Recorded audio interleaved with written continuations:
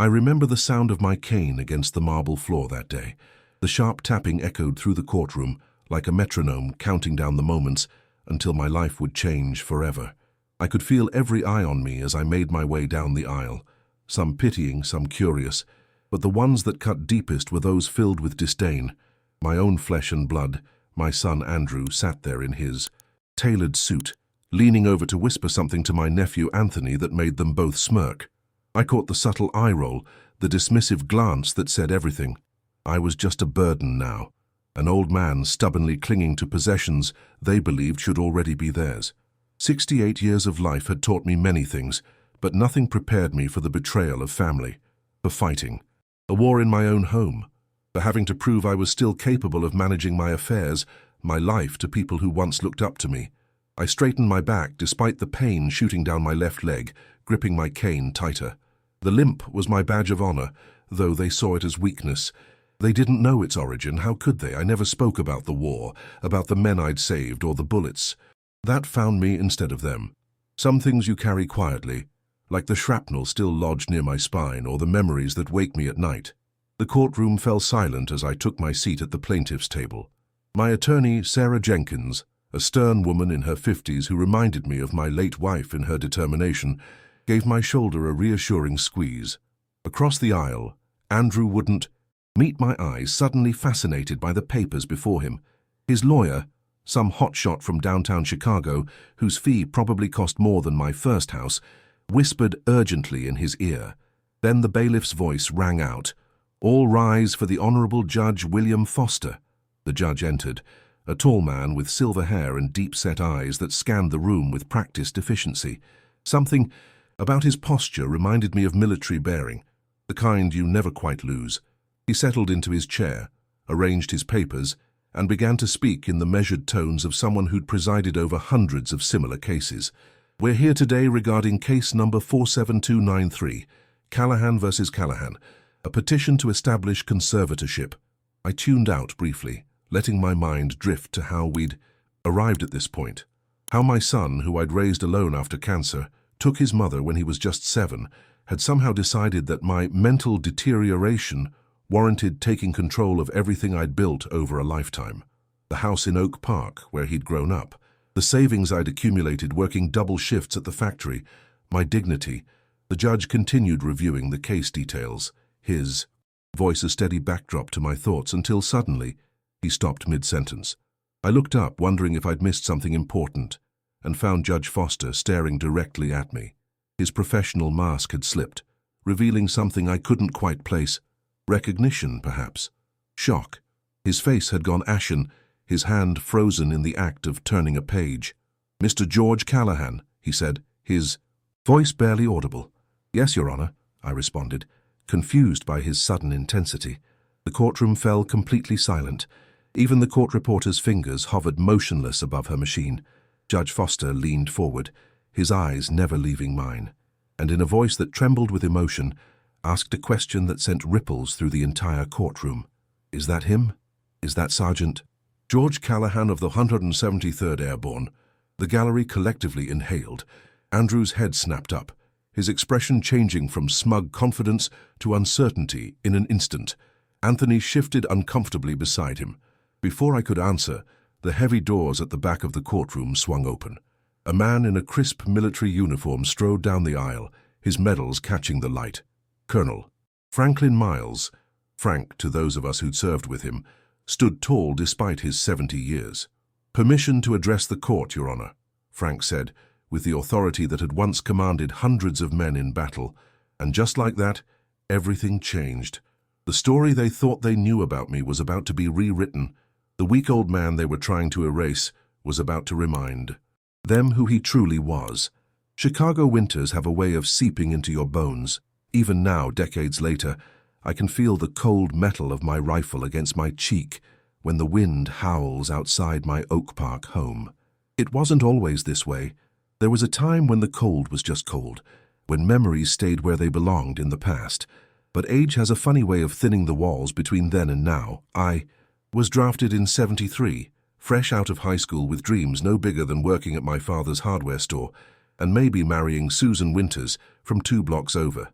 Vietnam was winding down by then, but they still needed bodies. Young men to fill uniforms and follow orders. I remember my father's face when I left. Stoic, proud, terrified. A reflection of my own, I suppose. The day I received my draft notice was the day I became a man, I told Andrew once, trying to impart some wisdom about responsibility and duty. He was 12 then, still looking at me like I hung the moon, still untouched by the bitterness that would later consume him. "Did you kill anyone, Dad?" he'd asked, his eyes wide with the morbid fascination of youth. I never answered that question. Some truths aren't meant for children's ears and others aren't meant to be spoken at all. The 173rd Airborne became my family for the next 4 years. Frank Miles, then a captain, led our unit with a steady hand and uncompromising standards. William Foster, the same man now sitting as judge in my competency hearing, was a skinny lieutenant fresh out of West Point, all rules and regulation until the first time he saw combat.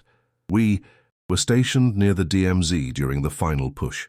It was supposed to be a routine patrol, but intelligence had missed the enemy bunkers hidden in the dense jungle. The ambush came at dawn, bullets cutting through mist and flesh with equal ease. Foster went down first, a bullet tearing through his thigh. I dragged him behind a fallen tree as mortars exploded around us, mud and blood mixing beneath. My boots. 3 of our men were still exposed, pinned down in a clearing. Frank was shouting orders, trying to coordinate a retreat, when I made the decision that would eventually put me in that courtroom decades later. "Cover me," I yelled, and then I was running, zigzagging across open ground as bullets kicked up dirt at my heels. I reached Private Hernandez first, slung his arm over my shoulder, and half-carried him to safety. Then back for Davis and finally Collins. It was during that last run that I felt the white-hot explosion in my lower back, a sniper's bullet finding its mark. I woke up 3 days later in a field hospital, Foster sitting beside my bed, his leg heavily bandaged. "You saved my life, Sergeant," he said simply. I just nodded, too drugged and too humble to do more. It wasn't heroism that drove me into that clearing. It was the same instinct that would later make me work double shifts after Susan died, leaving me alone with a 7-year-old son. You do what needs doing. You protect your own. The medal ceremony was quick, perfunctory.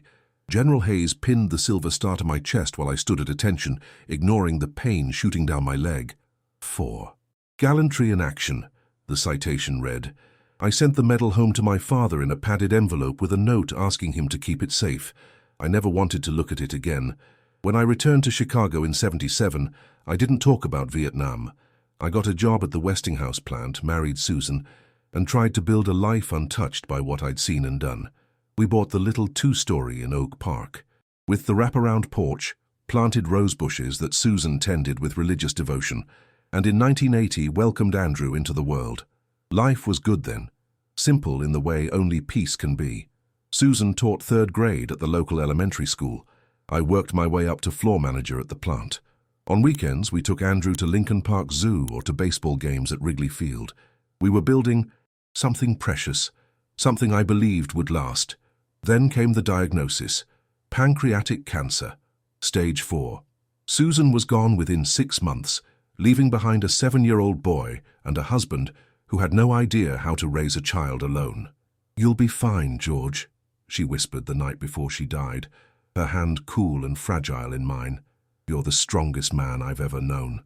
I didn't feel strong as I watched them lower her casket into the frozen ground. I felt hollow, carved out. But I had Andrew to think about, his small hand in mine, his questions about where Mommy had gone, his nightmares that brought him crawling into my bed in the early hours of morning. So I did what soldiers do. I adapted. I learned to braid hair for school pictures. I packed lunches and checked homework and coached Little League.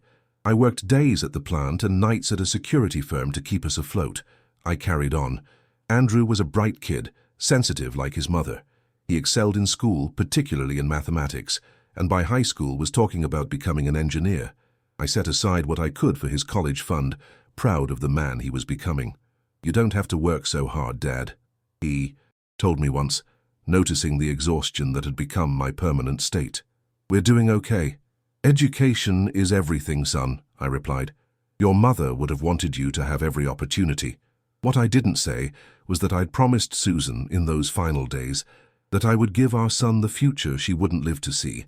That promise became my North Star, guiding every decision, every sacrifice. I never remarried, though there were opportunities. Elizabeth from accounting had made her interest clear. And later there was Margaret, a widow I met at a neighborhood barbecue. But something always held me back. Loyalty, perhaps, or simply the exhaustion of raising a child alone while managing my own grief. Instead, I poured everything into Andrew and into maintaining our home. The last place Susan had been happy. The rose bushes continued to bloom under my amateur care. I kept her clothes in the closet longer than was probably healthy, and on quiet evenings I would sit on the porch swing she loved, nursing a bourbon, feeling the phantom weight of her head against my shoulder. I thought I was building a legacy of love. I never imagined that decades later my son would sit in a courtroom, trying to declare me incompetent, eyeing the house his mother had loved as an asset to be liquidated. But that's the thing about life. It doesn't follow the plans we make. Sometimes the greatest battles aren't fought in distant jungles, but across kitchen tables, in whispered phone calls, in courtrooms where your own blood sits across the aisle, refusing to meet your eyes. The first signs were subtle, like hairline cracks in a foundation. Andrew's visits became less frequent after he graduated from Northwestern with his engineering degree. I told myself it was natural. He was building his own life, after all. He'd landed a good job at an architectural firm downtown, met Sophia, a stylish marketing executive with ambition that matched his own. They married in a lavish ceremony, at the Drake Hotel that cost more than I'd made in a year. "Don't worry about the money, Dad," Andrew had said when I offered to contribute what I could. "We've got it covered." The dismissal stung, but I smiled and nodded. I was proud of his success, even if it meant I was becoming increasingly peripheral to his life. Then came the grandchildren, Emma in 2010 and Michael 2 years later. While things improved, Andrew and Sophia would bring the kids to visit on Sundays. I'd make my famous pot roast, and we'd eat in the dining room that had sat empty too many years. I taught Emma how to play chess and showed Michael how to care for Susan's roses, which still bloomed faithfully every summer. "You have your grandmother's touch," I told him once, as he carefully pruned away dead branches, his small face serious with concentration. But those golden days were short-lived. As Andrew climbed the corporate ladder, his visits dwindled again. When they did come, there was a new tension, a subtle current of judgment running beneath every interaction.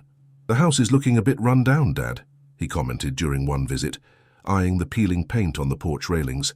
"Have you thought about selling? There are some great retirement communities in the suburbs." "I'm not ready for a retirement home," I replied, more sharply than intended. "I can still manage just fine." He exchanged a look with Sophia, the kind married couple's perfect over years of silent communication. "No one's saying you can't manage," Sophia said, in that carefully patient tone one might use with a child. "It's just a lot of house for one person, and the property taxes in Oak Park are ridiculous." I changed the subject, but the conversation lingered like a bad taste. It was the first of many. Each visit became an assessment of my ability to maintain the house, of my health, of my mental acuity. They noticed when I forgot a grandchild's school event or mixed up a detail from a previous conversation. They frowned at the stack of mail on the hall table, at the dust gathering on Susan's collection of porcelain birds. What they didn't see were the nights I spent awake, the old wound in my back flaring with arthritic fire. They didn't know that I still worked part-time as a consultant for the security firm, that I volunteered twice a week at the VA hospital, where Frank Miles now ran, a support group for veterans. They measured my worth against their busy, ambitious lives and found me wanting. My nephew Anthony entered the picture around this time. He was my brother Robert's son, a slick-talking financial advisor, 10 years Andrew's senior. Robert had died of a heart attack a few years back, and Anthony had recently moved back to Chicago after a divorce. "Uncle George," he greeted me warmly at a family dinner Andrew had organized. "You're looking great. The old warhorse is still standing strong, huh?" There was something performative in his enthusiasm that put me on edge, but I smiled and accepted the bear hug he offered. Family is family, after all. After dinner, Anthony cornered me in the kitchen. "I've been helping Andrew look over some investment options," he said casually, swirling his whiskey. "You know, planning for the future. He mentioned you might be thinking of downsizing." "Did he now?" I replied, busying myself with rinsing dishes to hide my irritation. "It's just smart planning, Uncle George. That house of yours must be worth a pretty penny these days. Oak Park real estate has gone through the roof." He leaned closer, lowering his voice.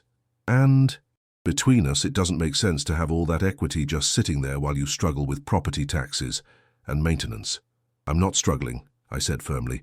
Anthony raised his hands in surrender. "No offense meant. Just offering my professional expertise. Family looking out for family, right?" But over the next year it became clear that family looking out for family meant something very different to Anthony, and increasingly to Andrew. They began tag-teaming me at every gathering, bringing up the house, my health, my finances. Anthony had always been smooth, the kind of man who could sell sand in a desert. But I was surprised to see Andrew adopting his cousin's tactics, his language, even his dismissive tone. The real turning point came after I fell in the backyard. It was nothing serious. I was clearing some branches after a storm and lost my footing on the wet grass, twisted my ankle, bruised my pride. Mrs. Kowalski from next door helped me inside and insisted on calling Andrew. He arrived with Sophia and Anthony in tow, as if they'd been waiting for just such an opportunity. "This is exactly what we've been worried about," Andrew declared, pacing my living room while I sat with my elevated foot, feeling like a defendant already convicted. "You can't manage this place anymore, Dad." "It was a simple fall," I argued. "Could have happened to anyone." "But it didn't happen to anyone," Sophia interjected. "It happened to you, a 65-year-old man living alone in a 2-story house with no one to check on him." "I have neighbors." "Neighbors aren't family." Andrew cut me off. "You need proper care." Anthony stepped forward then, all concern and reasonableness. "We've been looking into some options, Uncle George.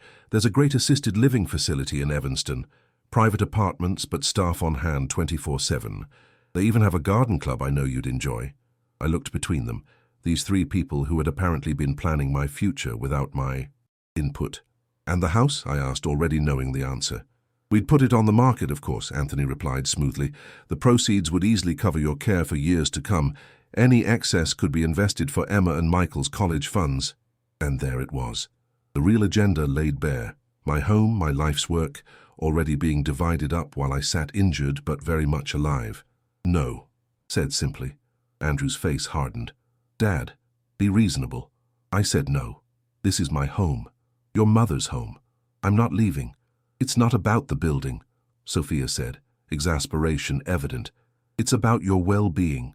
My well-being is just fine when I'm not being ambushed in my own living room." The conversation deteriorated from there. Words were said that couldn't be unsaid. Andrew accused me of being selfish, of clinging to the past at the expense of my grandchildren's future. I suggested that his concerns seemed conveniently aligned with his financial interests. Anthony tried to play mediator, which only irritated me further given his obvious role in stoking the conflict.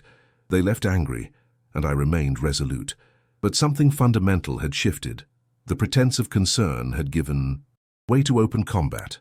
The visits stopped entirely. Calls became rare and tense. I was only allowed to see my grandchildren during supervised outings to neutral locations like parks or restaurants. Then came the certified letter from a law firm I'd never heard of. Andrew was petitioning for conservatorship, claiming I was no longer capable of managing my financial or personal affairs. The evidence cited included the fall, observed memory lapses, and deteriorating living conditions, a cruel exaggeration of the normal wear a house shows after decades of occupancy. The betrayal cut deeper than any physical wound I'd ever suffered.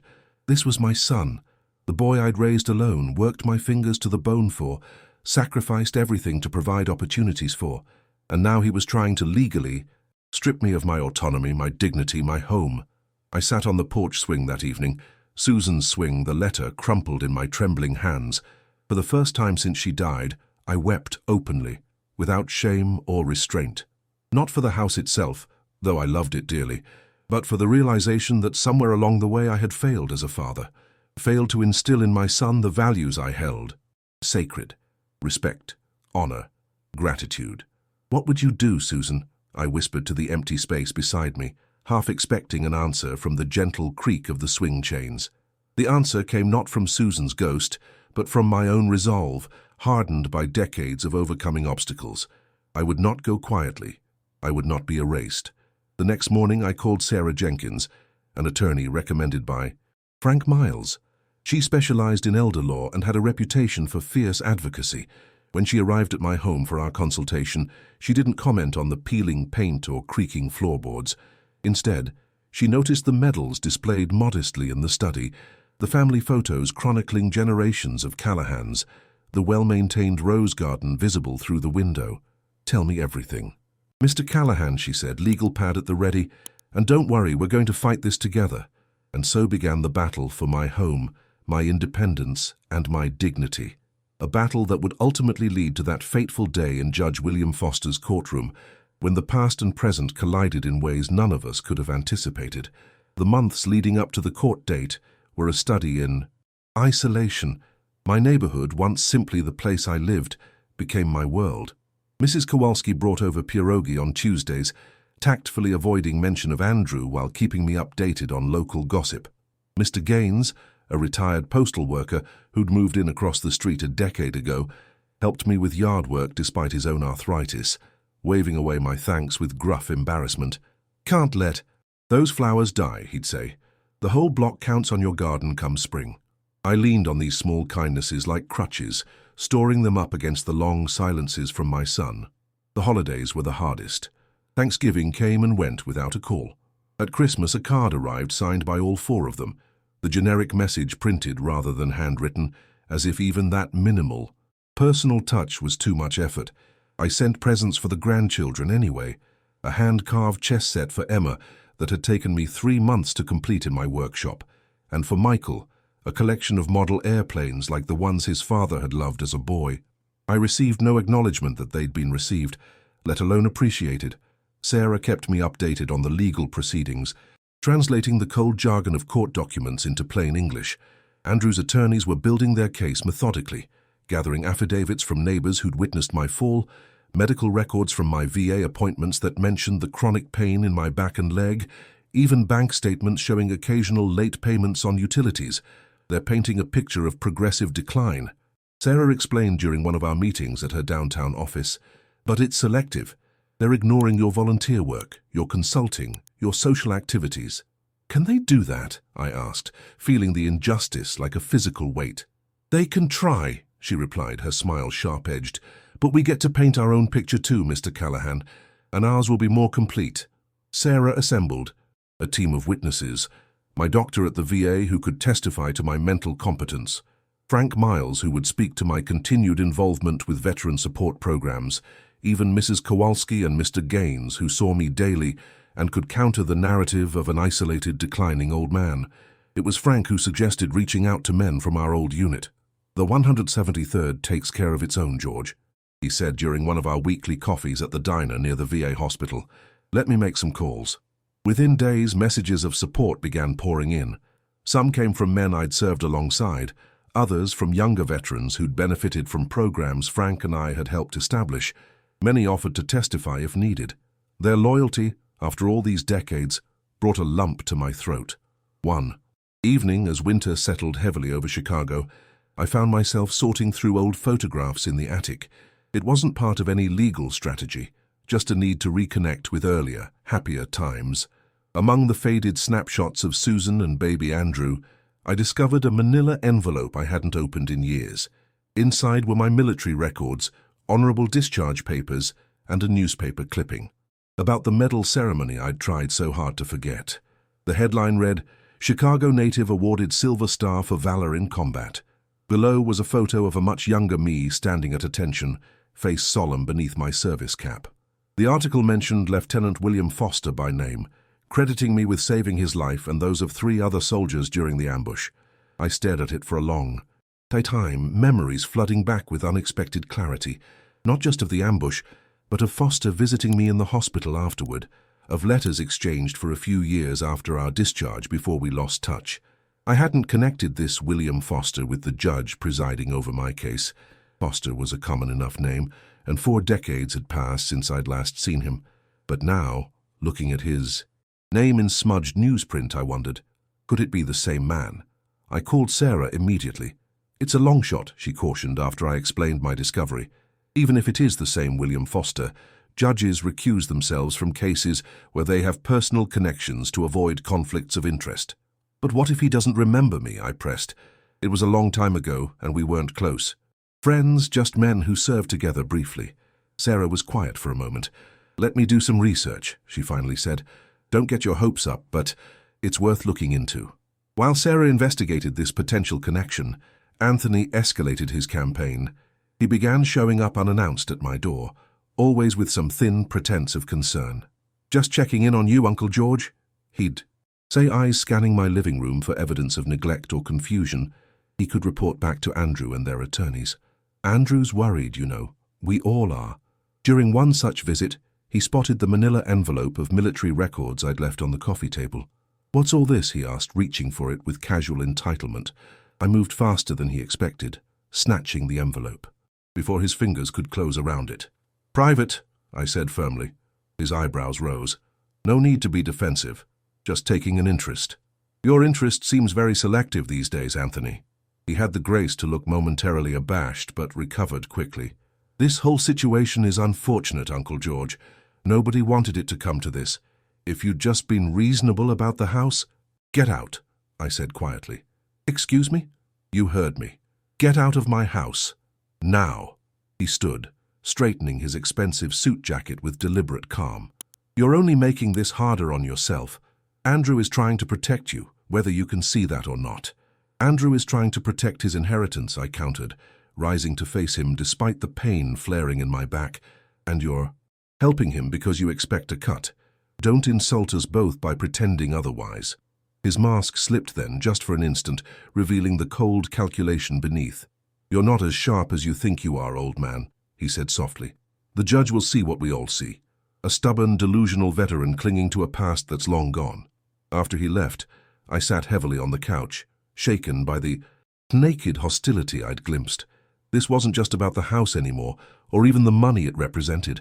There was something personal in Anthony's animosity, something I couldn't quite identify. I called Frank that evening, needing to hear a friendly voice. He actually said that, Frank asked after I recounted the confrontation, about you being delusional. In those exact words, I confirmed. Frank, I'm starting to think there's more to this than I understood. There usually is with family, he replied grimly. Listen, George, I've been making those calls we discussed. You remember Jim Corbett? Staff sergeant, communications specialist. Skinny kid from Alabama? Always had those cigarettes rolled in his sleeve? Frank chuckled. That's him, though he's not so skinny anymore. Turns out he's been working as a private investigator since the 90s, specialized in financial fraud cases before he semi-retired. I felt a flicker of hope for the first time in months. You think he'd be willing to look into Anthony? Already asked.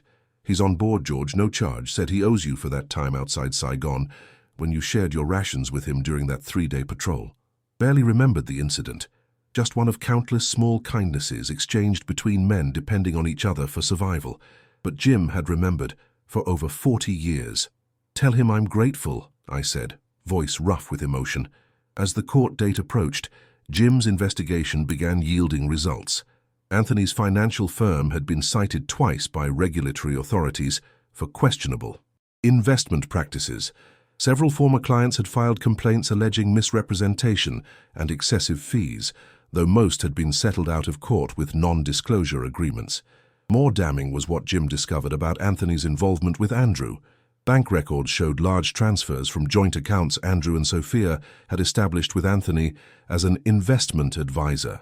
Their financial situation was far less stable than their lifestyle suggested. They were leveraged to the hilt, with massive mortgage payments on a Lincoln Park townhouse, private school tuition for both children, and credit card debt in the 6 figures. They're underwater, Jim explained during a conference call with Sarah and me. Anthony's been managing their investments, if you can call it. That, from what I can tell, he's been using their money for some high-risk ventures that haven't panned out. They need cash, and they need it yesterday. Sarah's voice was grim. And your house, Mr. Callahan, represents their easiest path to liquidity. The pieces fell into place with sickening clarity. This wasn't just about Andrew believing I needed care. He was desperate, manipulated by Anthony, into seeing my home as the solution to financial problems he was too proud to admit. Can we use this in court? I asked. Carefully, Sarah cautioned. We don't want to seem vindictive. But yes, establishing motive for the conservatorship petition beyond genuine concern for your welfare is crucial. The final piece of Sarah's preparation was perhaps the most difficult for me personally. She wanted me to wear my uniform to court, or at least display my medals. Absolutely not, I said flatly when she suggested it. I won't use my service as a prop. It's not a prop, Mr. Callahan. It's part of who you are, a part your son has either forgotten or never fully understood. The judge needs to see you as a complete person, not just as an aging father. We compromised in the end. No uniform, but I would wear my silver star pin discreetly on my lapel, small enough not to be ostentatious, but visible to anyone who knew what to look for. The night before the hearing, I couldn't sleep. I paced the house that had been my home for over 40 years, touching familiar surfaces like a blind man memorizing a face. The notch in the kitchen doorframe where we'd marked Andrew's height, each birthday. The slight depression in Susan's side of the mattress that I'd never had the heart to replace. The window seat where I'd read bedtime stories, reviewed homework, comforted tears. This house wasn't just wood and plaster. It was the physical embodiment of our family's story. Every scratch, every repair, every renovation, a chapter in our shared history. How could Andrew not understand that? As dawn broke, I showered and dressed with military precision, my fingers only slightly trembling as I pinned the silver star to my best suit jacket. I made coffee, but couldn't stomach food.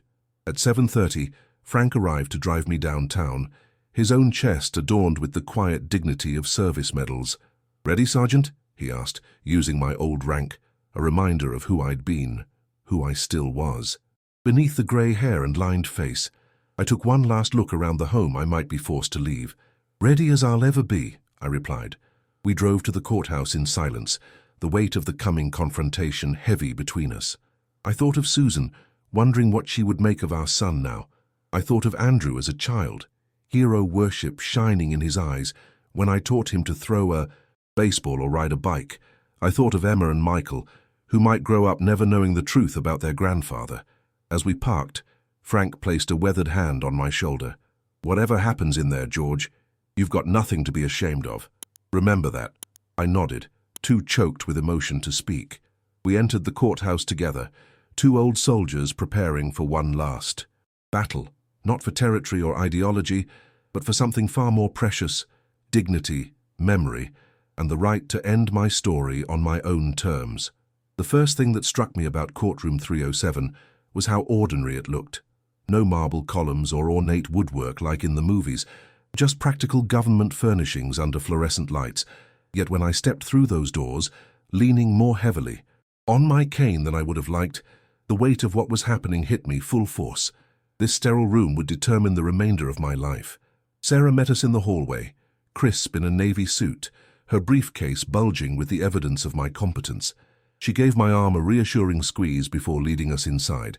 The gallery was surprisingly full, not just with the usual court staff and random observers, but with faces I recognized.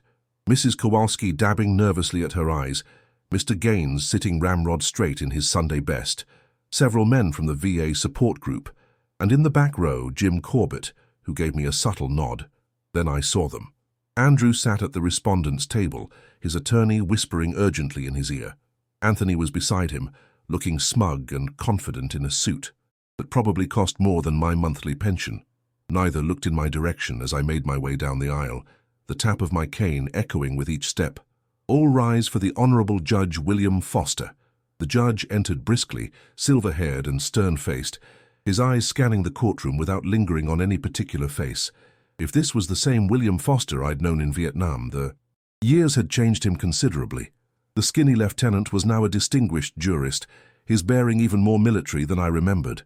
"Be seated," he instructed, settling behind the bench and arranging his papers. "We're here today regarding case number 47293, Callahan versus Callahan, a petition for conservatorship." He reviewed the basics of the case dispassionately, outlining the allegations that I was no longer capable of managing my affairs due to cognitive decline and physical limitations. As he spoke, I studied his face for any hint of recognition, any sign that he connected me to the young sergeant who had dragged him to safety decades ago. But his expression remained professionally neutral. Andrew's attorney presented their case first. He was slick and well-prepared, weaving a narrative of a once capable father, now declining into stubborn self-neglect. He called neighbors who had witnessed my fall, focusing on my confused state afterward, in reality, just the dazed response of anyone who's taken a tumble. He presented bank statements showing occasional late payments, medical records highlighting my chronic pain and use of prescription, medication and photographs of minor home maintenance issues magnified to suggest a dangerously deteriorating property. Throughout his presentation, I kept my expression neutral, though inside I seethed at the manipulative half-truths. This wasn't concern. It was character assassination dressed as familial duty. Then Andrew himself took the stand. My son, the boy I had raised alone, the young man, whose education I had sacrificed for, the father of my grandchildren, wouldn't look me in the eye as he testified that I was no longer capable of independent living. "Dad was always strong," he said, his voice carrying a rehearsed quality that broke my heart. "But since turning 65, we've noticed significant changes. He forgets appointments with the grandkids.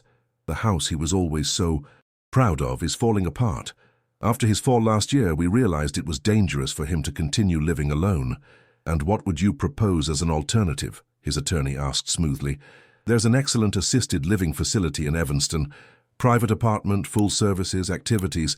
Dad would have company, proper meals, medical attention when needed. And the house? We'd need to sell it to fund his care. Property taxes in Oak Park are extreme, and the house needs substantial updates to be marketable. But the proceeds would ensure Dad has the best possible care for the rest of his life." It sounded so reasonable when presented this way, the concerned son making difficult but necessary decisions for an aging parent. I wondered how many in the courtroom were nodding along, seeing only a stubborn old man refusing sensible help. Then it was Sarah's turn for cross-examination.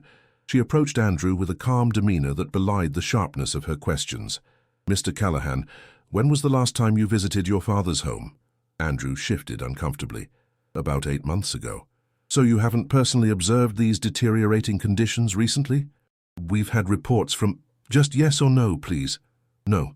Are you aware your father still volunteers twice weekly at the VA hospital?" Andrew blinked. "I wasn't aware of that." "No. Are you aware he still works as a security consultant?"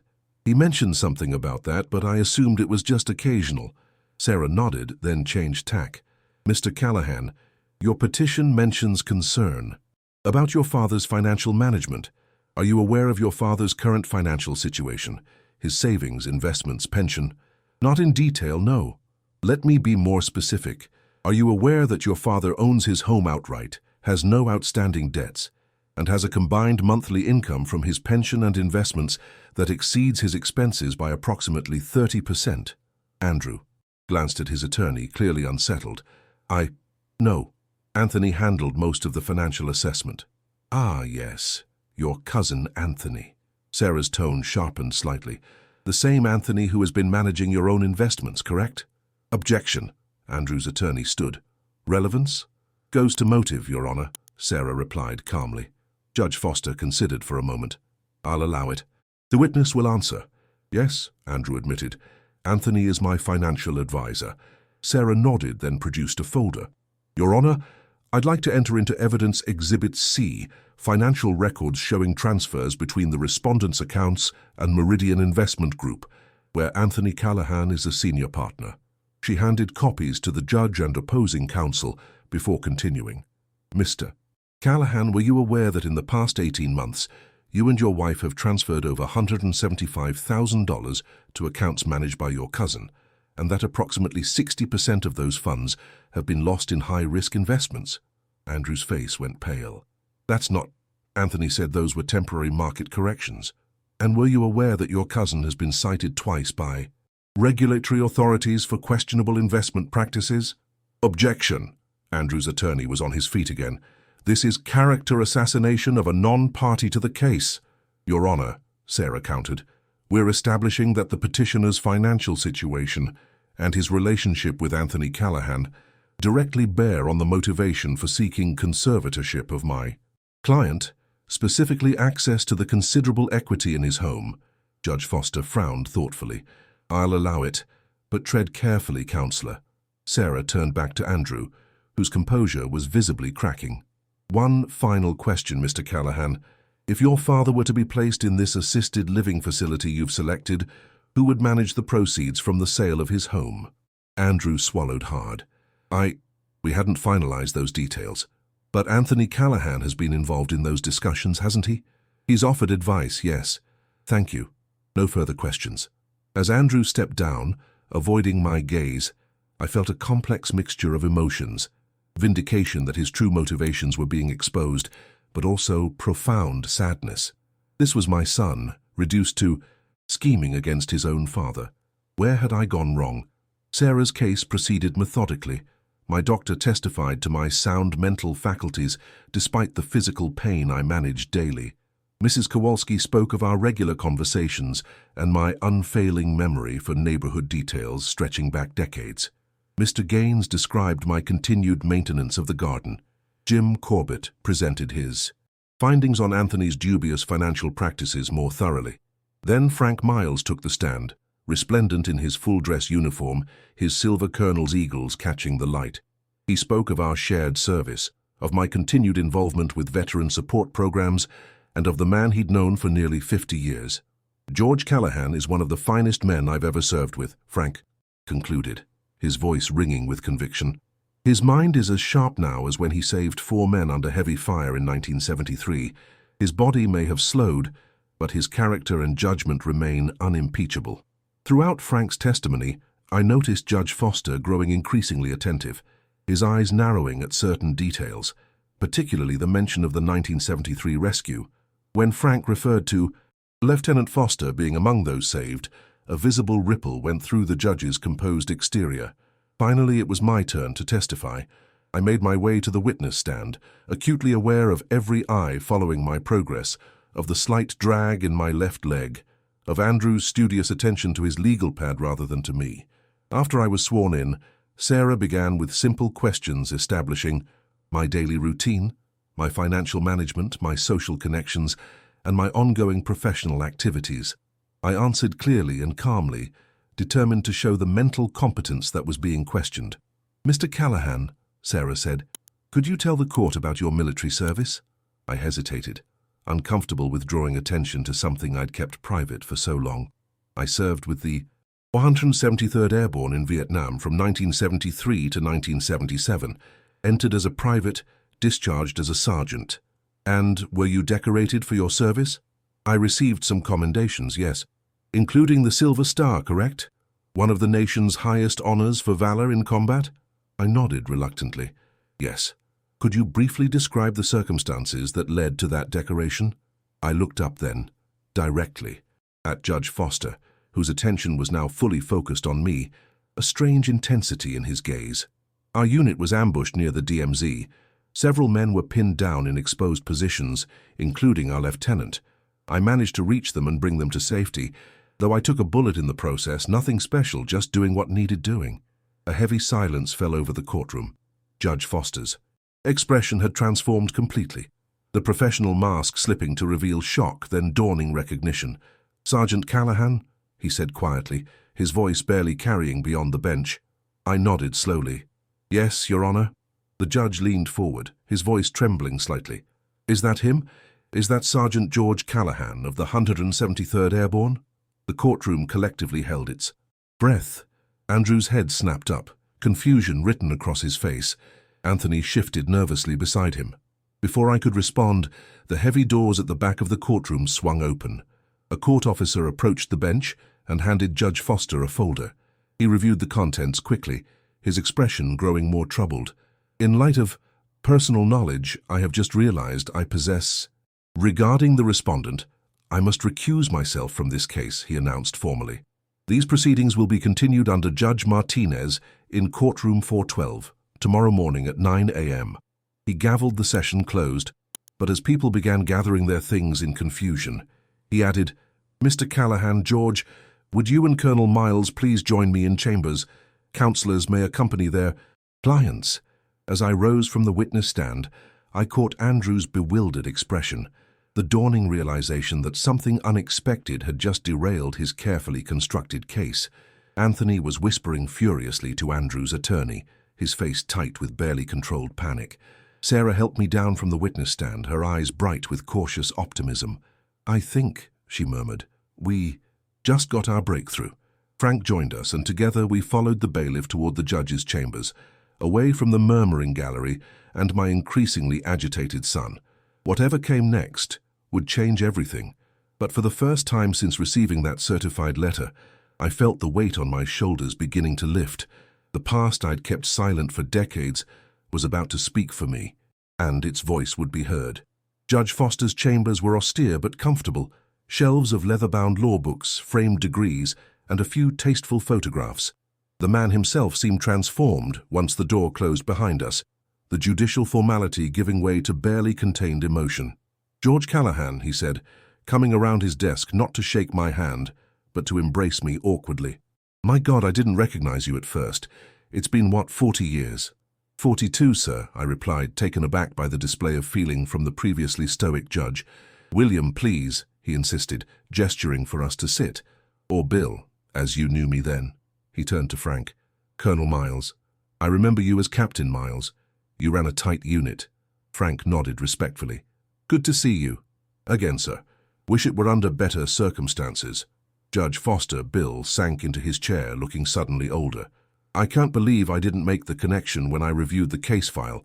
Callahan isn't an uncommon name, and I never saw a photograph of the respondent." He shook his head. "But I should have known. How many George Callahans from Chicago served with the 173rd? Sarah cleared her throat gently. "Your Honor, while I appreciate this reunion, I'm unclear on how we should proceed legally." Bill straightened, professional demeanor partially returning. "Of course, I've already recused myself as I must. I cannot preside over a case involving a man who saved my life, whose actions directly resulted in my being here today." He looked directly at me. "But before you leave my chambers, I want you to know that I have never forgotten what you did that day. Not for a single day of my life." I shifted uncomfortably under his gratitude. "Anyone would have done the same." "No," he said firmly. "They wouldn't have. 3 men were pinned down in that clearing. Everyone was shouting to fall back. You were the only one who ran forward." He touched his leg, unconsciously. "I've thought of you every time this old wound acts up in cold weather. Wondered what happened to you after we lost touch." Frank spoke up. "If I may, Your Honor, this situation with George's son, it's not just a legal matter. It's about respect, about recognizing who George really is beyond his age and physical limitations." Bill nodded thoughtfully. "I understand. And while I can't remain on this case, there are a few things I can do." He reached for his phone. "First, I'm going to personally speak with Judge Martinez. Nothing inappropriate, just providing context about Mr. Callahan's character from personal knowledge." Sarah relaxed visibly. "That would be helpful, Your Honor." "Second," he continued, "I'd like to submit a personal statement to the court, as a witness, rather than a judge, regarding Mr. Callahan's actions in Vietnam and what they reveal about his character and judgment." "That's very generous," I said quietly. "It's the least I can do." He hesitated, then added, "George, I have to ask, does your son know about Vietnam, about what you did?" I shook my head slowly. "No, I never talked about it. After I came home, I just wanted to leave it all behind.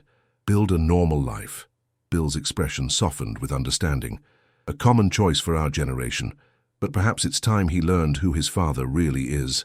We left the judge's chambers with a renewed sense of purpose. In the hallway outside, Andrew was waiting, his face a study in confused frustration. Anthony was nowhere to be seen. "Dad, what the hell is going on?" Andrew demanded, stepping toward me. "What was that in there? How do you know the judge?" Before I could answer, Sarah intervened smoothly. "Mr. Callahan, I suggest we discuss this privately. We have preparation to do for tomorrow's hearing." "I want to talk to my father," Andrew insisted, an edge of desperation in his voice. I studied my son's face, the boy I'd raised, now a middle-aged man with lines of worry etched around his eyes. Despite everything, my heart ached for him. "Andrew, there are things you don't know, things I should have told you long ago." "What things? What are you talking about?" Frank stepped forward, his military bearing unmistakable. "Your father is a hero, son. One of the bravest men I've ever served with. That judge in there? Your father saved his life in Vietnam. Took a bullet that was meant for him. That's what's going on." Andrew's expression cycled rapidly through disbelief, confusion, and the first flickers of shame. "Is that true?" he asked me directly. I nodded, suddenly exhausted by the weight of unspoken history. "We should talk, Andrew, really talk, but not here, not now." Sarah checked her watch. "We need to prepare for tomorrow's hearing. Perhaps you could join us for dinner this evening, Mr. Callahan? At your father's house?" Andrew hesitated, conflict evident in his expression. Finally, he nodded. "I'll be there at 7. As he turned to leave, I called after him. "Andrew, come alone. No Anthony." His shoulders stiffened briefly, but he nodded again before walking away. The hours until dinner stretched interminably. Back at home, I found myself wandering from room to room, touching familiar objects, remembering. The house had never felt so much like a sanctuary, or so much like a battleground. This was where I'd raised my son, where Susan and I had built our life together, where I'd mourned her and carried on without her. Now it had become the prize in a contest I'd never wanted to enter. Frank stayed with me, making calls to update our supporters about the day's developments and the change in judges. Sarah returned to her office to prepare for the next day's hearing, promising to return before Andrew arrived. At 6:30, I took a small wooden box from the back of my closet. I hadn't opened it in years, hadn't needed to. The memories it contained were always with me, whether I wanted them or not, but tonight they were needed. Andrew arrived precisely at 7, alone as requested. He looked uncomfortable on the porch where he'd once played as a child, like a stranger rather than someone coming home. I let him in without a word, leading him to the living room where Frank waited. Dinner was a subdued affair. A casserole Mrs. Kowalski had brought over, reheated and served at the dining room table that had hosted countless family meals in happier times. We ate in awkward silence until Frank, ever the officer, took charge. "Andrew," he said directly, "how much do you know about your father's military service?" Andrew set down his fork. "Almost nothing. Dad never talked about it. I knew he served in Vietnam, saw the discharge papers once when I was a teenager. That's all." Frank nodded. "Many men of our generation didn't talk about it, especially the ones who saw the worst of it." He looked at me. "George was one of the best sergeants I ever commanded, respected by his men, cool under fire, the kind of soldier others followed not because of rank, but because they trusted him." Andrew's eyes flickered to me, uncertainty replacing his previous confidence. "Dad?" I stood slowly, retrieving the wooden box I'd placed on the sideboard. "There are things I should have shared with you long ago, things about who I am, where I came from. Maybe if I had, we wouldn't be here now." I opened the box and began laying its contents on the table. My discharge papers, the citation for the Silver Star, faded photographs of young men in jungle fatigues, arms slung around each other's shoulders, letters from soldiers I'd served with, and finally the medal itself still in its presentation case. Andrew stared at these artifacts of a life he'd never known I lived. "I don't understand," he said finally. "Why wouldn't you tell me about this? About being decorated for bravery?" I sat back down heavily. "Because bravery had nothing to do with it. I was terrified that day, Andrew. We all were. I just couldn't leave those men there." "One of whom was Judge Foster," Frank added quietly. "Why keep it secret? Why not tell me?" Andrew pressed, something like hurt creeping into his voice. I struggled to articulate feelings I'd kept buried for decades. When I came home, I just wanted to forget. So many didn't come back at all. Susan helped me build a new life, focus on the future. Then she got sick, and after that, I shook my head. After that, it was all about making sure you had what you needed. College, opportunities I never had. The past didn't seem important. "But it was important," Andrew insisted. "It's part of who you are."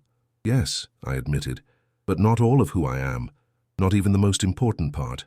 I reached across the table, not quite touching him. "Being your father. That was always the role that mattered most to me."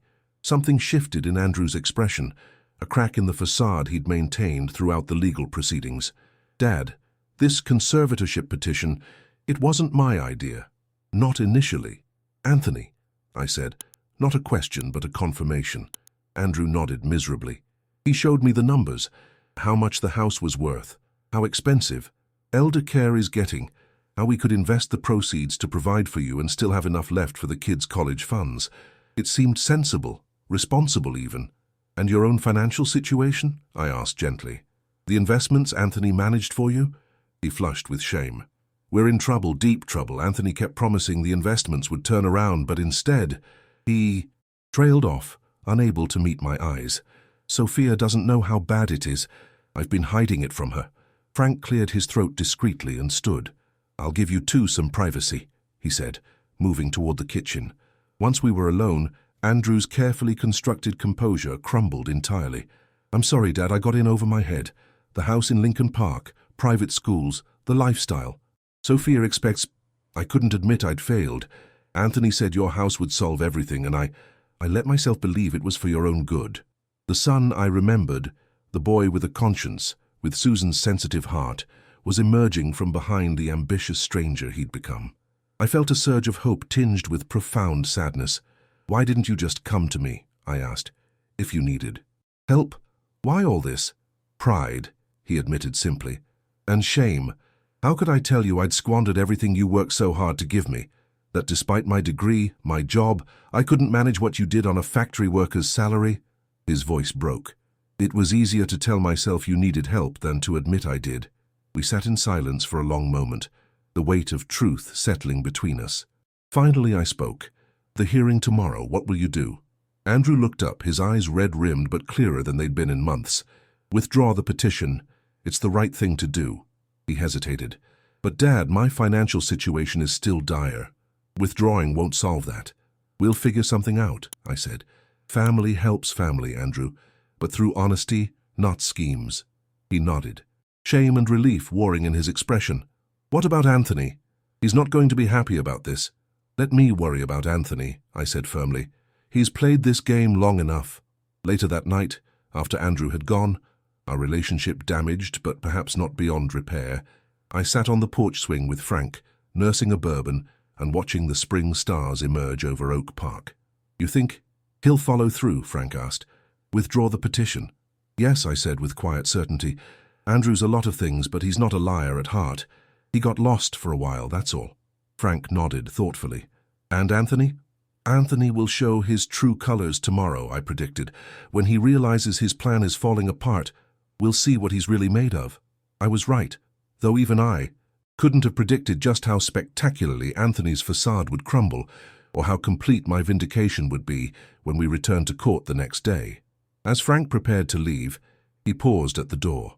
You know, George, that box of yours, the medals, the photos, maybe it's time to keep it out where your grandchildren can see it, know who their grandfather really is.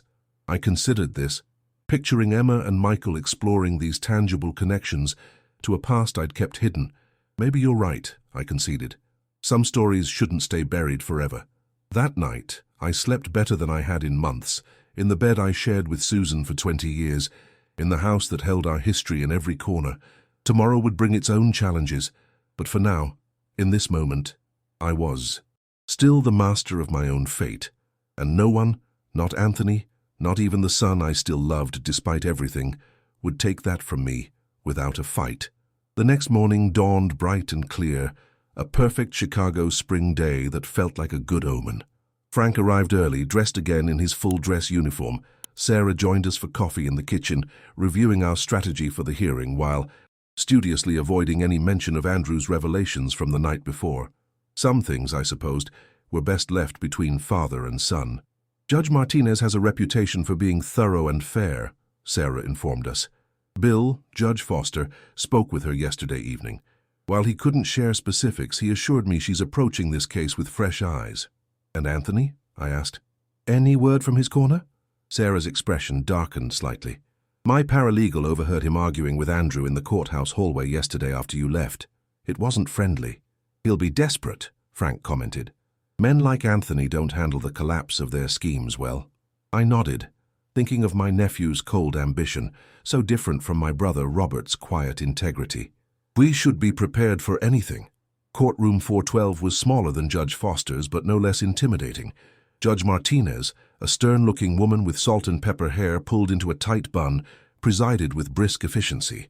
She began by acknowledging the unusual circumstances of the case transfer and established that she had reviewed all previous testimony and evidence. Before we proceed, she announced, I understand the petitioner wishes to address the court. All eyes turned to Andrew as he rose, looking pale but determined. He approached the bench, straightening his shoulders in a gesture so like my own that it made my heart ache. "Your Honor," he began, voice steady despite his obvious discomfort, "I wish to withdraw my petition for conservatorship over my father, George Callahan." A murmur ran through the gallery. Anthony, seated at the respondent's table, stiffened visibly. "Mr. Callahan," Judge Martinez replied, studying Andrew carefully, "this is an unusual development. May I ask what has prompted this decision?" Andrew took a deep breath. "New information has come to light regarding my father's history and capabilities that I was unaware of. Previously, after careful consideration, I no longer believe conservatorship is necessary or appropriate." "I see," the judge said neutrally. "And this decision is voluntary? Made without coercion or external pressure?" "Yes, Your Honor.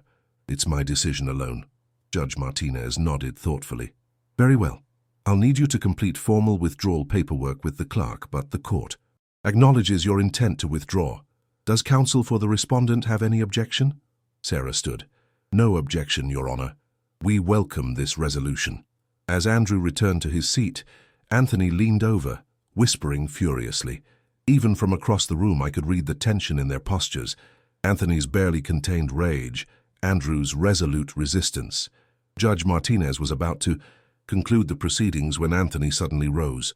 "Your Honor, if I might address the court, as a concerned family member with relevant information." The judge frowned slightly. "You're not a party to this case, Mr. Callahan, Your Honor. Anthony Callahan. I'm George's nephew and have been deeply involved in assessing his situation." Judge Martinez glanced at Sarah, who shrugged slightly, then nodded. "Very briefly, Mr. Callahan." Anthony approached the bench with the smooth confidence of a man accustomed to controlling rooms. "Your Honor, while I respect my cousin's decision, I believe he's acting hastily based on emotional manipulation rather than facts. George's condition has been documented by medical professionals. The fact that he once served honorably in the military doesn't change his current limitations or the unsafe conditions of his home." Judge Martinez's expression remained impassive. "Are you suggesting Mr. Andrew Callahan is incompetent to make decisions regarding his own legal petition, Mr. Callahan?" Anthony faltered momentarily but recovered quickly. "Not at all, Your Honor. I'm merely concerned that important facts are being overlooked in what appears to be a sentimental reconciliation." "I appreciate your concern," the judge replied dryly. "However, the petitioner has expressed his wish to withdraw, and absent evidence of coercion, the court will respect that decision." Anthony's mask of professional concern slipped, revealing a flash of the desperation beneath. "Your Honor, there are financial considerations which are not relevant to these proceedings," Judge Martinez interrupted.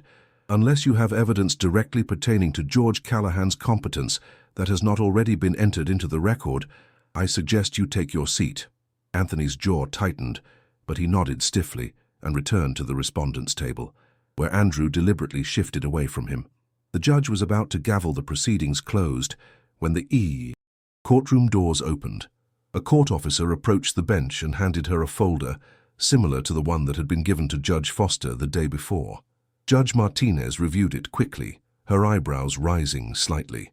"It appears I have one more matter to address before we conclude," she announced. "The court has received a sworn statement from Judge William Foster, submitted in his capacity as a private citizen and fact witness, not as a judicial officer." Anthony straightened, alarm evident in his posture. "This statement concerns his personal knowledge of George Callahan, dating back to their service together in Vietnam," Judge Martinez continued. "While not directly relevant to the petition being withdrawn today, I believe it bears on representations made in this courtroom about Mr. George Callahan's character and capabilities." She adjusted her glasses and began to read aloud. "I, William James Foster, hereby attest that George Michael Callahan, while serving as a sergeant with the 173rd Airborne in Vietnam in 1973, demonstrated extraordinary courage, clear judgment under extreme pressure, and selfless dedication to his fellow soldiers when he rescued me and 3 other men during an ambush near the DMZ." The courtroom was utterly silent as she continued reading Judge Foster's vivid account of that day. The ambush, my runs across open ground under enemy fire, the bullet that found me on the 3rd rescue. His statement concluded with a personal assessment of my character that brought unexpected tears to my eyes. In the years since, I have served as a prosecutor, defense attorney, and judge. I have observed thousands of individuals and made countless assessments of character and credibility. I can state without reservation that the qualities George Callahan demonstrated that day in 1973, courage, judgment, selflessness, and incredible clarity of thought under fire, are not qualities that fade with age. They are fundamental aspects of a man's character. Whatever physical limitations George may face today, I would trust his judgment and mental acuity without hesitation. When Judge Martinez finished reading, she removed her glasses and looked directly at me. Mr. Callahan, while this case is essentially concluded with the withdrawal of the petition, I want to express the court's respect for your service and for the character reference provided by my colleague. Thank you, Your Honor, I replied, struggling to maintain my composure. This matter is dismissed, she declared, bringing her gavel down with finality. Mr. Andrew Callahan, please see the clerk to complete the withdrawal paperwork. As people began to rise, Anthony made a sudden move toward Andrew, his face contorted with barely controlled fury. "You idiot," he hissed loud. Enough for those nearby to hear. "Do you have any idea what you've done? That house was our only way out." "That's enough, Anthony," Andrew responded, stepping back. "It's over." "It's not over," Anthony snapped. "What about my commission, the plans we made, your debt? Do you think walking away solves anything?"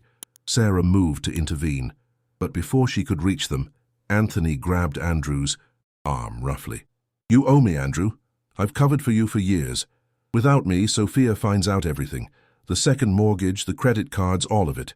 "Remove your hand, Anthony," I said quietly, having made my way over with Frank's assistance. "Now."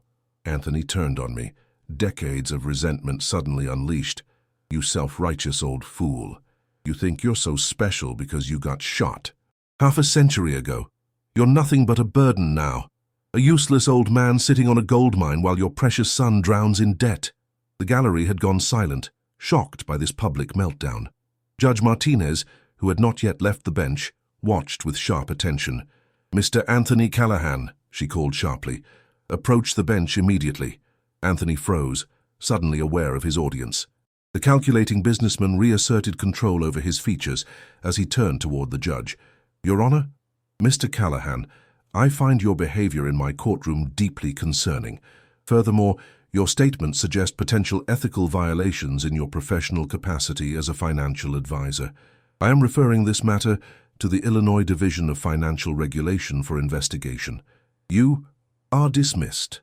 Anthony paled visibly, but managed a stiff nod before exiting the courtroom, his carefully constructed reputation in tatters.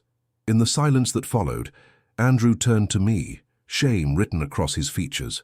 "Dad, I'm sorry. I had no idea how far Anthony had taken this. I never should have listened to him." "It's done now," I said simply. "Let's go home." Outside the courthouse, reporters who had somehow gotten wind of the unusual case and Judge Foster's involvement waited with cameras and microphones. Sarah expertly deflected their questions, escorting us to Frank's waiting car. As we drove back to Oak Park, Andrew broke the silence. "What happens now, Dad? With us, I mean." I looked at my son, no longer the ambitious stranger who had filed for conservatorship, but not quite the boy I had raised either, something in between, something we would need to rediscover together. "Now we start over," I said, with truth this time. Back at home, my home, securely mine once more, we gathered in the living room. Sarah reviewed the final paperwork from the court, while Frank made calls to share the good news with our supporters. Andrew sat awkwardly on the edge of the sofa, still processing the day's events. "I should tell you," he said hesitantly, "about the financial situation. It's worse than I admitted last night." I nodded, prepared for difficult truths. "Tell me everything. No more secrets." Over the next hour, Andrew laid bare the extent of his financial entanglement with Anthony, the investment opportunities that had swallowed his savings, the second mortgage on his Lincoln Park home that Sophia knew nothing about, the credit card debt that had spiraled as he tried to maintain appearances. "Anthony promised it would turn around," he explained, voice hollow with disillusionment. "Every time I questioned him, he'd show me projections, potential returns, and when I got really nervous, he suggested your house as the solution. And you believed." "Him," I said, not as accusation but as recognition of a painful truth. Andrew nodded miserably. I wanted to believe him. It was easier than admitting I'd failed. Failed Sophia, failed the kids, failed you. You haven't failed me, son, I said quietly. Disappointed me, yes, but failure is final and we're still here. Sarah, who had been listening silently, spoke up. Andrew, I should warn you that Judge Martinez's referral to financial regulators will likely trigger investigations into Anthony's practices. As his client, you may be called to provide statements or records. I understand, Andrew replied.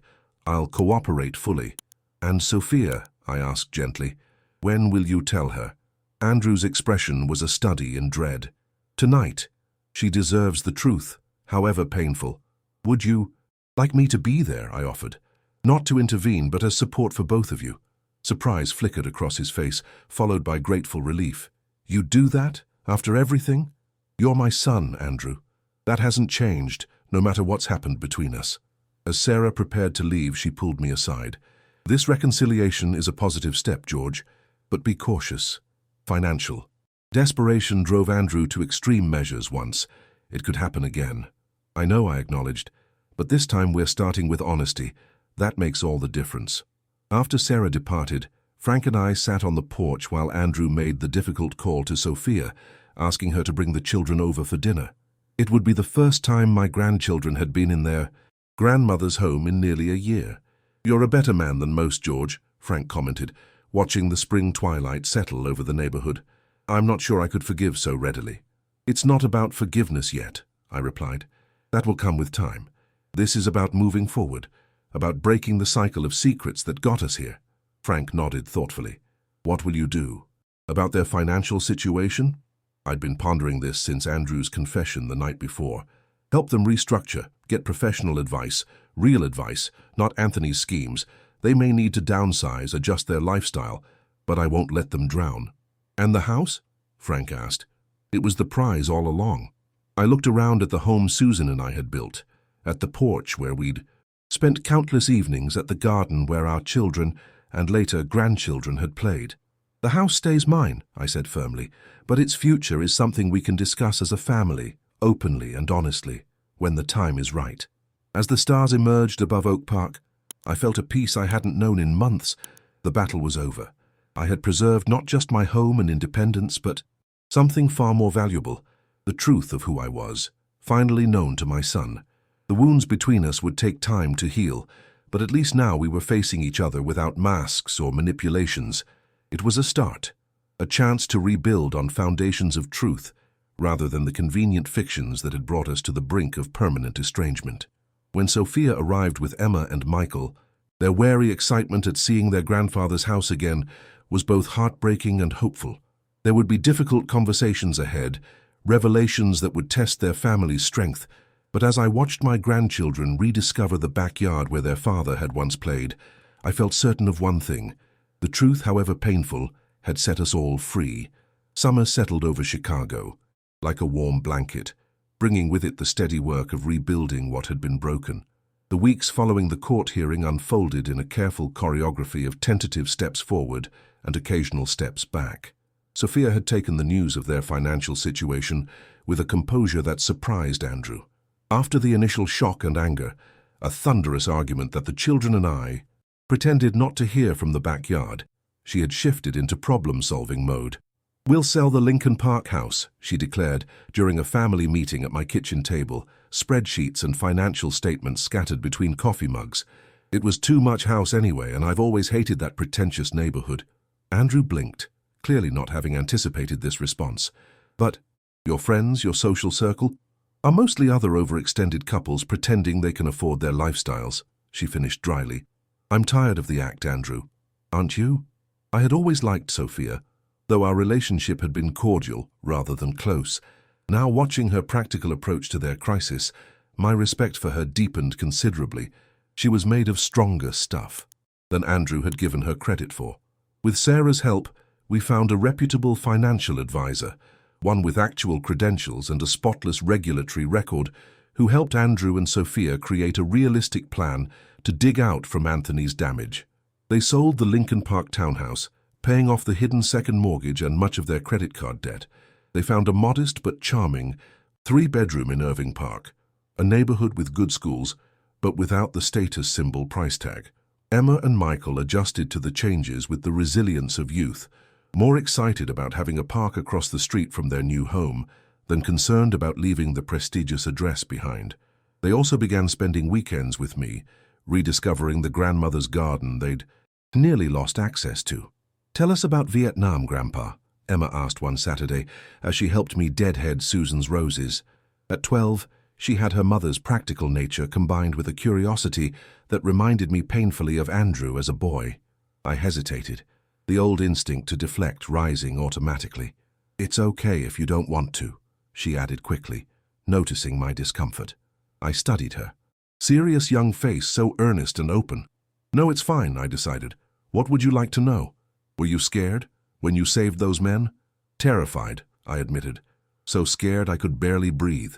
"Then why did you do it?" Such a simple question, but it cut to the heart of something I'd never fully articulated even to myself. "Because being scared doesn't excuse you from doing what's right," I said finally. "Sometimes it makes it even more important that you do it." She nodded thoughtfully, absorbing this in the way children do, not just hearing the words, but incorporating them into her developing understanding of how the world works.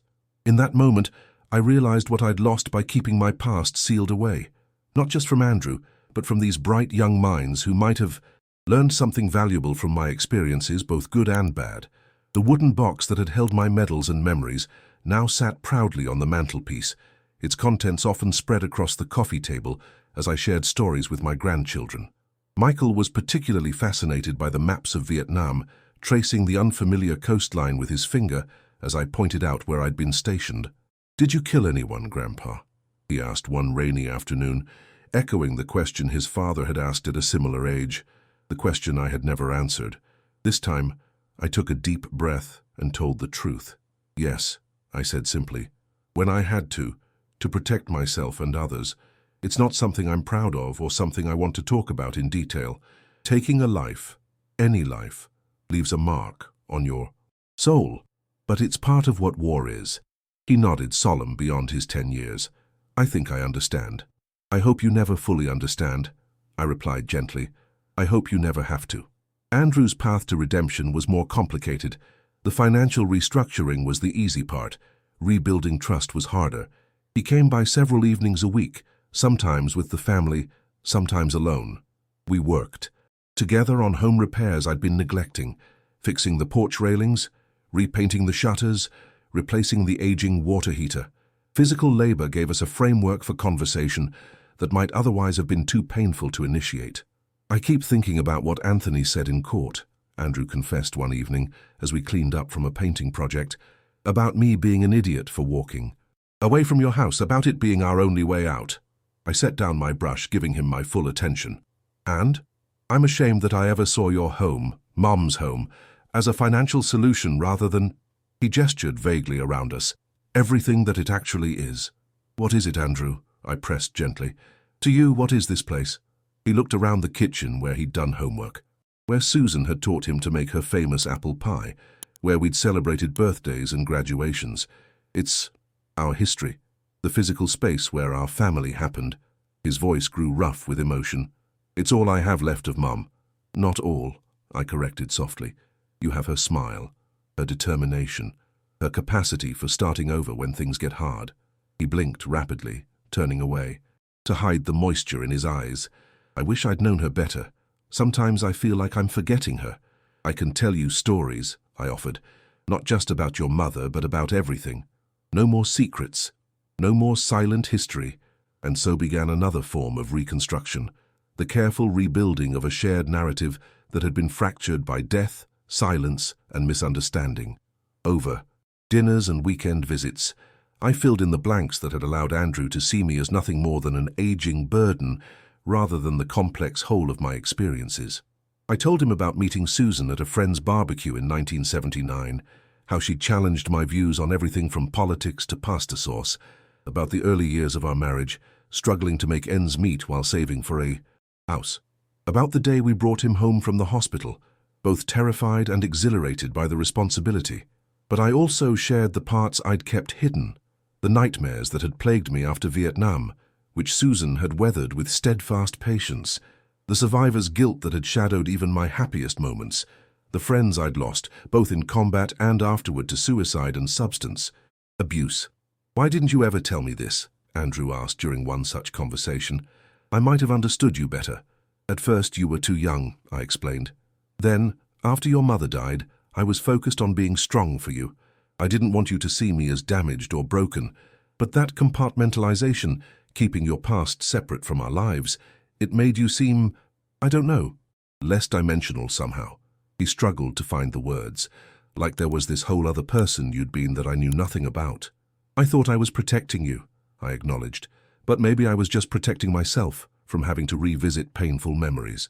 As July burned into August, Anthony's professional collapse provided a grim counterpoint to our family's healing. The Illinois Division of Financial Regulations investigation revealed widespread mismanagement and potential fraud across his client base. His firm suspended him pending their own internal review, and former clients began filing civil suits. "He's trying to reach you," Sophia informed Andrew during Sunday dinner at my house. "Called 3 times this week. Says you're not returning his messages." Andrew set down his fork. "I have nothing to say to him. He'll be facing criminal charges soon," I commented, having kept tabs on the situation through Sarah. "Securities fraud, at minimum." "Good," Andrew said firmly, surprising me with his vehemence. "He deserves whatever he gets." Sophia placed her hand over his. "He's still family, Andrew." "He tried to steal my father's home," Andrew replied, voice tight with controlled anger. "He manipulated me into betraying the man who sacrificed everything for me. That's not family." I studied my son's face, recognizing a hardness that hadn't been there before, a protective edge born of bitter experience. "Forgiveness isn't about what Anthony deserves," I said carefully. "It's about what you need to move forward." Andrew met my gaze steadily. "How can you say that? After what he tried to do to you?" "Because I've learned the hard way that carrying anger is like drinking poison and expecting the other person to die." I reached for my water glass, buying time to organize thoughts I rarely verbalized. "In Vietnam, I had to learn to live with things I couldn't change or undo. Afterward, I had to find a way to exist in a peaceful world with memories of terrible violence. Holding on to rage would have destroyed me from within." "This is different," Andrew insisted. "Is it?" I countered gently. "Anthony's actions have consequences. Legal, professional, personal. Justice doesn't require your continued anger to function." Andrew fell silent, absorbing this. Later, as we cleared the table, he asked quietly, "Did you really mean that? About forgiveness?" "I meant that forgiveness is a process, not an event," I clarified, "and it's something you do for yourself, not for the other person." "I'm not there yet," he admitted. "No one's asking you to be. Just keep it as a possibility for the future." August brought another development, one I hadn't anticipated. Frank Miles, my steadfast friend through the entire ordeal, began spending more time with Mrs. Kowalski from next door. It started innocuously enough with her bringing over her famous pierogi when he was visiting. Then I noticed him lingering to help her carry groceries or fix a loose step on her porch. "Something you want to tell me, Frank?" I teased one evening, as we watched him escort Helena Kowalski to her door after she'd joined us for dinner. "At our age," he scoffed, but the slight flush on his weathered cheeks told a different story. "Don't be ridiculous." "Why not at our age?" I challenged. "You're both healthy, independent, and from what I can see, enjoying each other's company immensely." Frank's expression softened as he glanced toward Helena's house. "She reminds me a bit of my Margaret, practical, no nonsense, but kind beneath it all." "Margaret would have wanted you to be happy," I said gently, referring to his wife who had passed away nearly a decade earlier. "What about you, George?" he deflected. "Ever think about finding someone? It's been over 20 years since Susan." I shook my head slowly. "Some people get one great love, I had mine, and some get a second chance," Frank countered. "Don't close the door on possibility." I smiled, but didn't respond. In truth, I hadn't thought about romance in years. My life had developed its own rhythm: volunteer work, my grandchildren, home maintenance, the occasional consulting job. It was enough. I was content. Yet Frank's blossoming relationship with Helena made me reflect on the nature of late-life happiness, on the different ways people find to move forward after loss. Perhaps there were forms of renewal I hadn't considered, September brought cooler temperatures and another milestone, Andrew's formal separation from Anthony's legal troubles. The prosecutors had confirmed that Andrew was a victim, not a co-conspirator in Anthony's financial schemes. This official exoneration lifted a weight I hadn't realized he was carrying. I kept wondering if I'd be implicated somehow. He confessed as we sat on the porch swing one evening, watching lightning bugs rise from the lawn. If they'd see me as complicit because I brought clients to his firm. You were deceived, just like the others, I reminded him. There's no shame in having been fooled by someone you trusted. He nodded, but I could tell something else was troubling him. Dad, there's something I've been wanting to ask you about the house. I tensed involuntarily, old fears surfacing despite our reconciliation. What about it? I don't want you to sell it, he said quickly, surprising me. Ever. This place, it should stay in the family. For Emma and Michael someday, if not for me. Relief washed over me. I'd already decided as much. I've been working with Sarah on changes to my will, ensuring the house can't be sold out of the family for at least 2 generations. Andrew smiled, a genuine smile that reached his eyes. Mom would like that. Yes, I agreed, feeling Susan's presence in that moment as strongly as if she was sitting beside us. She would. As September faded into October, our reconstructed family settled into new patterns. Sunday dinners at my house became a tradition again. Emma started chess lessons with Frank, revealing an aptitude that delighted her great-uncle. Michael helped me in the workshop, his small hands surprisingly deft with tools. Sophia found a new marketing position with a smaller firm that allowed her more time with the children. Andrew's architecture firm weathered his personal financial storm, and his redesigned life seemed to bring him a satisfaction that his previous ambitious striving had never achieved, and I found myself more engaged with life than I had been in years. The isolation that had settled over me like a shroud had lifted. I was no longer just existing in my memories, but actively creating new ones with the family I had nearly lost. One crisp October afternoon, as I worked in the garden preparing the roses for winter, I felt a presence that had nothing to do with the family members scattered throughout the house and yard. It wasn't anything supernatural, just a moment of connection across time, a certainty that Susan would approve of what we had salvaged from near disaster. We made it through, love, I whispered to the roses she had planted decades ago, still blooming faithfully every year.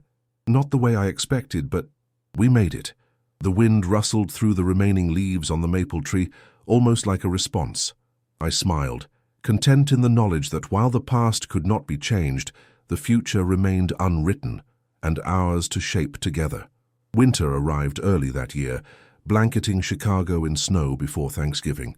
The holiday season, which had been so painfully lonely the previous year, now buzzed with activity and reconnection. Andrew and Sophia hosted Thanksgiving at their new home, a more modest but far warmer gathering than the formal dinners of recent years. Frank brought Helena Kowalski, their relationship now open and flourishing. Even Sarah joined us, having become something of an honorary family member through her fierce advocacy. As we gathered around the table, Andrew surprised me by asking if I would say grace, something we hadn't done as a family since Susan passed. I'd be honored, I said, reaching for Emma's hand on one side and Michael's on the other, completing the circle around the table. For food in a world where many know hunger, I began, using the simple blessing Susan had always preferred. For faith in a world where many know fear, for friends in a world where many know loneliness. We give you thanks, O Lord. I paused, then added words of my own, and for second chances, for truth that heals, and for the strength to rebuild what was broken, we are especially grateful today. Amen, chorused around the table, Andrew's eyes meeting mine with quiet understanding. Later, as we enjoyed coffee and pumpkin pie in the living room, Sophia broached a subject that caught me off guard. George, we've been thinking, she said, exchanging a glance with Andrew. The children's school has a Veterans Day program coming up in December, delayed because of scheduling conflicts. They're asking for family members who served to participate. Would you consider speaking? I nearly choked on my coffee. Speaking? To a school assembly about Vietnam? Just about your experiences generally, Andrew clarified quickly. Nothing graphic, but the kids are studying American history, and having a first-hand perspective would be valuable, especially from someone they know. I looked at Emma and Michael, who were watching me with hopeful expressions. "Would you like me to do this?" I asked them directly. "Yes," Michael exclaimed. "Then all my friends would know my grandpa is a hero." "I'm not a hero, Michael," I corrected gently. "I just did what needed doing in difficult circumstances." "That's kind of what a hero is, Grandpa," Emma observed with 12-year-old wisdom. I hesitated, the old instinct to keep my military service private warring with my new commitment to openness. "Let me think about it," I hedged. Frank, overhearing, from the kitchen where he was helping Helena with dishes, called out, "Do it, George. These kids need to hear from real veterans, not just see the sanitized version from movies." By the time we said our goodbyes that evening, I had reluctantly agreed to participate in the school program, though with considerable trepidation. Public speaking had never been my forte, and talking about Vietnam to a group of children seemed particularly daunting. The following weeks were filled with careful preparation. I worked with Emma's history teacher to develop an appropriate presentation for middle schoolers, focusing on everyday life as a soldier, the importance of teamwork and duty, rather than the harsher realities of combat. I found photographs deemed suitable for young audiences, and practiced my remarks with Frank, who offered suggestions from his own experience speaking to school groups. December 7th arrived cold and bright, a perfect winter day. Andrew took the morning off work to drive me to the school. My dress uniform, which Frank had insisted I have professionally cleaned and pressed, hanging in the back seat. "Nervous?" Andrew asked, as we pulled into the school parking lot. "Terrified," I admitted with a wry smile. "Give me an enemy ambush over a room full of teenagers any day." He laughed, then grew serious. "You know, when I was a kid, I used to imagine what you might have been like in the army. I'd make up stories about my dad, the soldier, since you never talked about it. The real thing is so much more meaningful. I'm sorry I didn't share it with you sooner," I said, not for the first time. "I thought I was protecting you, but I was really just hiding a part of myself." "Well, today you're not hiding anything," he said with pride, "and I get to watch my father show a few hundred kids what real courage looks like." The school assembly was held in the gymnasium, students seated on bleachers while parents and special guests occupied chairs on the floor. Principal Wagner, a brisk woman with a military bearing that suggested her own service background, introduced each veteran with respect and appropriate context. When my turn came, I approached the podium slowly, conscious of my limp but refusing to use my cane for this particular walk. Emma and Michael sat in the front row, their faces shining with a pride that bolstered my courage. "My name is George Callahan," I began, voice steadier than I expected. "I served with the 173rd Airborne in Vietnam, from 1973 to 1977, entering as a private and leaving as a sergeant. I had worried the students would be bored or restless, but as I shared carefully selected stories about military life, the friendships formed, the challenges overcome, the lessons learned, they listened with surprising attention. When I briefly mentioned the ambush and subsequent rescue that earned me the Silver Star, a hush fell over the gymnasium. I didn't feel brave that day, I told them honestly.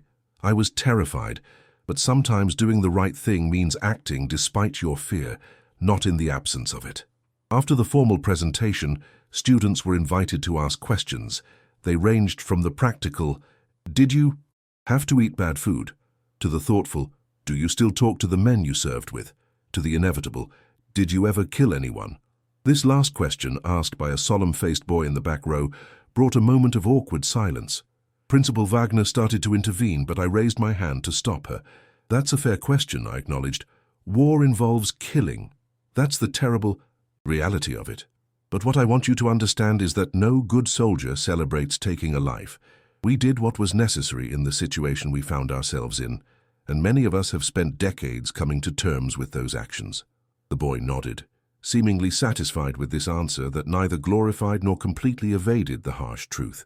As the assembly concluded, several students approached to thank me, some sharing stories of their own family members who had served. Parents and teachers expressed appreciation for my candor and age-appropriate honesty, but the moment that touched me most deeply came from an unexpected source. A custodian who had been quietly working at the back of the gymnasium approached as I was gathering my things. He was Vietnamese. Winter arrived. Early that year, blanketing Chicago in snow before Thanksgiving, the holiday season, which had been so painfully lonely the previous year, now buzzed with activity and reconnection. Andrew and Sophia hosted Thanksgiving at their new home, a more modest but far warmer gathering than the formal dinners of recent years. Frank brought Helena Kowalski, their relationship now open and flourishing. Even Sarah joined us, having become something of an honorary family member through her fierce advocacy. As we gathered around the table, Andrew surprised me by asking if I would say grace, something we hadn't done as a family since Susan passed. "I'd be honored," I said, reaching for Emma's hand on one side and Michael's on the other, completing the circle around the table. "For food in a world where many know hunger," I began, using the simple blessing Susan had always preferred. "For faith in a world where many know fear, for friends in a world where many know loneliness, we give you thanks, O Lord." I paused, then added words of my own. "And for second chances, for truth that heals, and for the strength to rebuild what was broken, we are especially grateful today. Amen," chorused around the table, Andrew's eyes meeting mine with quiet understanding. Later, as we enjoyed coffee and pumpkin pie in the living room, Sophia broached a subject that caught me off guard. "George, we've been thinking," she said, exchanging a glance with Andrew. "The children's school has a Veterans Day program coming up in December, delayed because of scheduling conflicts. They're asking for family members who serve to participate.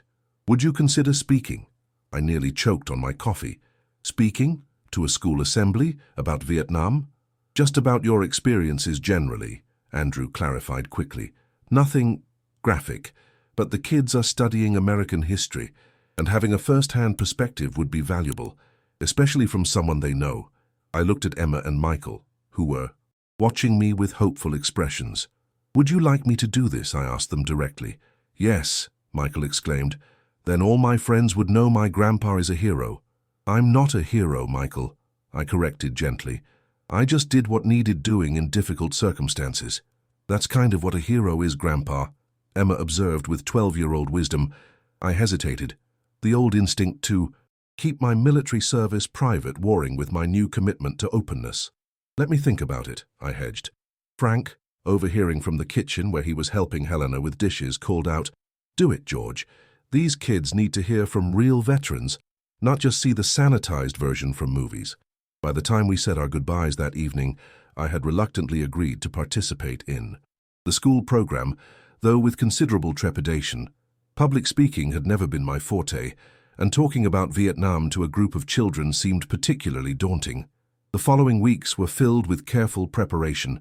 I worked with Emma's history teacher to develop an appropriate presentation for middle schoolers, focusing on everyday life as a soldier, the importance of teamwork and duty, rather than the harsher realities of combat.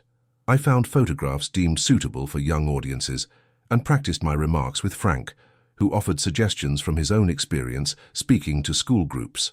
December 7th arrived cold and bright, a perfect winter day. Andrew took the morning off work to drive me to the school, my dress uniform, which Frank had insisted I have, professionally cleaned and pressed, hanging in the back seat. "Nervous?" Andrew asked as we pulled into the school parking lot. "Terrified," I admitted with a wry smile. "Give me an enemy ambush over a room full of teenagers any day." He laughed, then grew serious. "You know, when I was a kid, I used to imagine what you might have been like in the army. I'd make up stories about my dad, the soldier. Since you never talked about it, the real thing is so much more meaningful. I'm sorry I didn't share it with you sooner," I said, not for the first time. "I thought I was protecting you, but I was really just hiding a part of myself."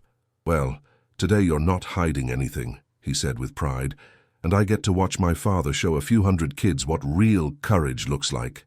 The school assembly was held in the gymnasium, students seated on bleachers while parents and special guests occupied chairs on the floor. Principal Wagner, a brisk woman with a military bearing that suggested her own service background, introduced each veteran with respect and appropriate context. When my turn came, I approached the podium slowly, conscious of my limp but refusing to use my cane for this particular walk. Emma and Michael sat in the front row, their faces shining with a pride that bolstered my courage. "My name is George Callahan," I began, voice steadier than I expected. "I served with the 173rd Airborne in Vietnam from 1973 to 1977, entering as a private and leaving as a sergeant. I had worried the students would be bored or restless, but as I shared carefully selected stories about military life, The friendships formed, the challenges overcome, the lessons learned. They listened with surprising attention. When I briefly mentioned the ambush and subsequent rescue that earned me the Silver Star, a hush fell over the gymnasium. I didn't feel brave that day, I told them honestly. I was terrified, but sometimes doing the right thing means acting despite your fear, not in the absence of it. After the formal presentation, students were invited to ask questions. They ranged from the practical, "Did you have to eat bad food?" to the thoughtful, "Do you still talk to the men you served with?" to the inevitable, "Did you ever kill anyone?" This last question, asked by a solemn-faced boy in the back row, brought a moment of awkward silence. Principal Wagner started to intervene, but I raised my hand to stop her. "That's a fair question," I acknowledged. "War involves killing, that's the terrible reality of it. But what I want you to understand is that no good soldier celebrates taking a life. We did what was necessary in the situation we found ourselves in, and many of us have spent decades coming to terms with those actions." The boy nodded, seemingly satisfied with this answer that neither glorified nor completely evaded the harsh truth. As the assembly concluded, several students approached to thank me, some sharing stories of their own family members who had served. Parents and teachers expressed appreciation for my candor and age-appropriate honesty, but the moment that touched me most deeply came from an unexpected source. A custodian who had been quietly working at the back of the gymnasium approached as I was gathering my things. He was Vietnamese, perhaps in his 60s, with a quiet dignity that commanded respect despite his humble occupation. "You were in my country," he said simply, his accent still thick despite what must have been decades in America. I tensed, uncertain what would follow. The complicated relationship between American veterans and Vietnamese immigrants was not something I'd had much occasion to navigate. "Yes," I replied cautiously, "near the DMZ, mostly." He nodded, studying my face. "I was there too, other side." He tapped his leg. "Like you, I carry it with me." I noticed then the slight irregularity in his gait that I had missed before, mirroring my own war-given limp. "We were young," he said, not as accusation but as simple observation, "following orders." "Yes," I agreed, "very young." He extended his hand, an offering of peace across decades and ideologies. "My name is Min. George Callahan," I replied, taking his hand.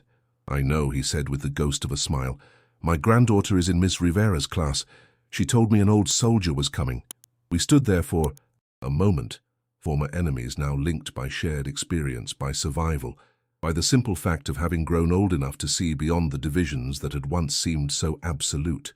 "Your speech was good," he said finally. "Truth, but not too much. Children should learn, but slowly." "Thank you," I replied, meaning it deeply. He nodded once more, then returned to his work. I watched him go, feeling a sense of closure I hadn't realized I needed. Not forgiveness exactly, but acknowledgement of our shared humanity across the artificial boundaries of conflict.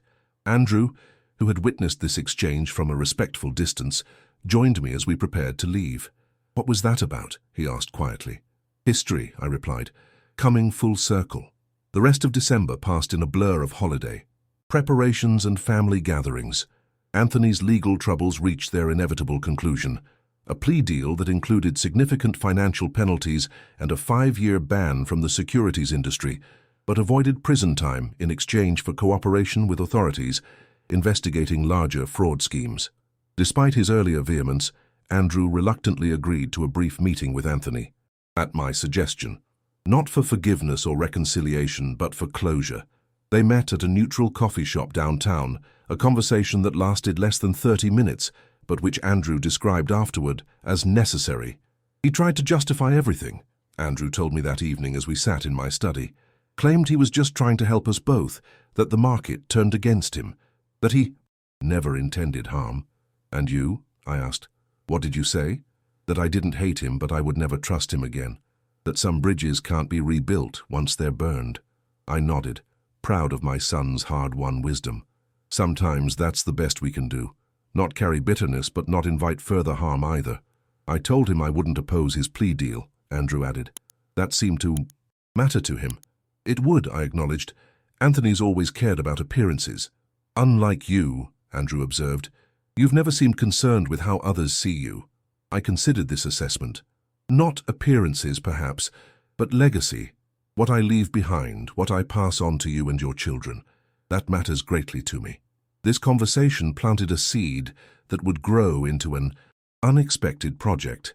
As winter deepened into January and February, I found myself increasingly drawn to the idea of documenting my life, not just the military service that had recently come to light, but all of it.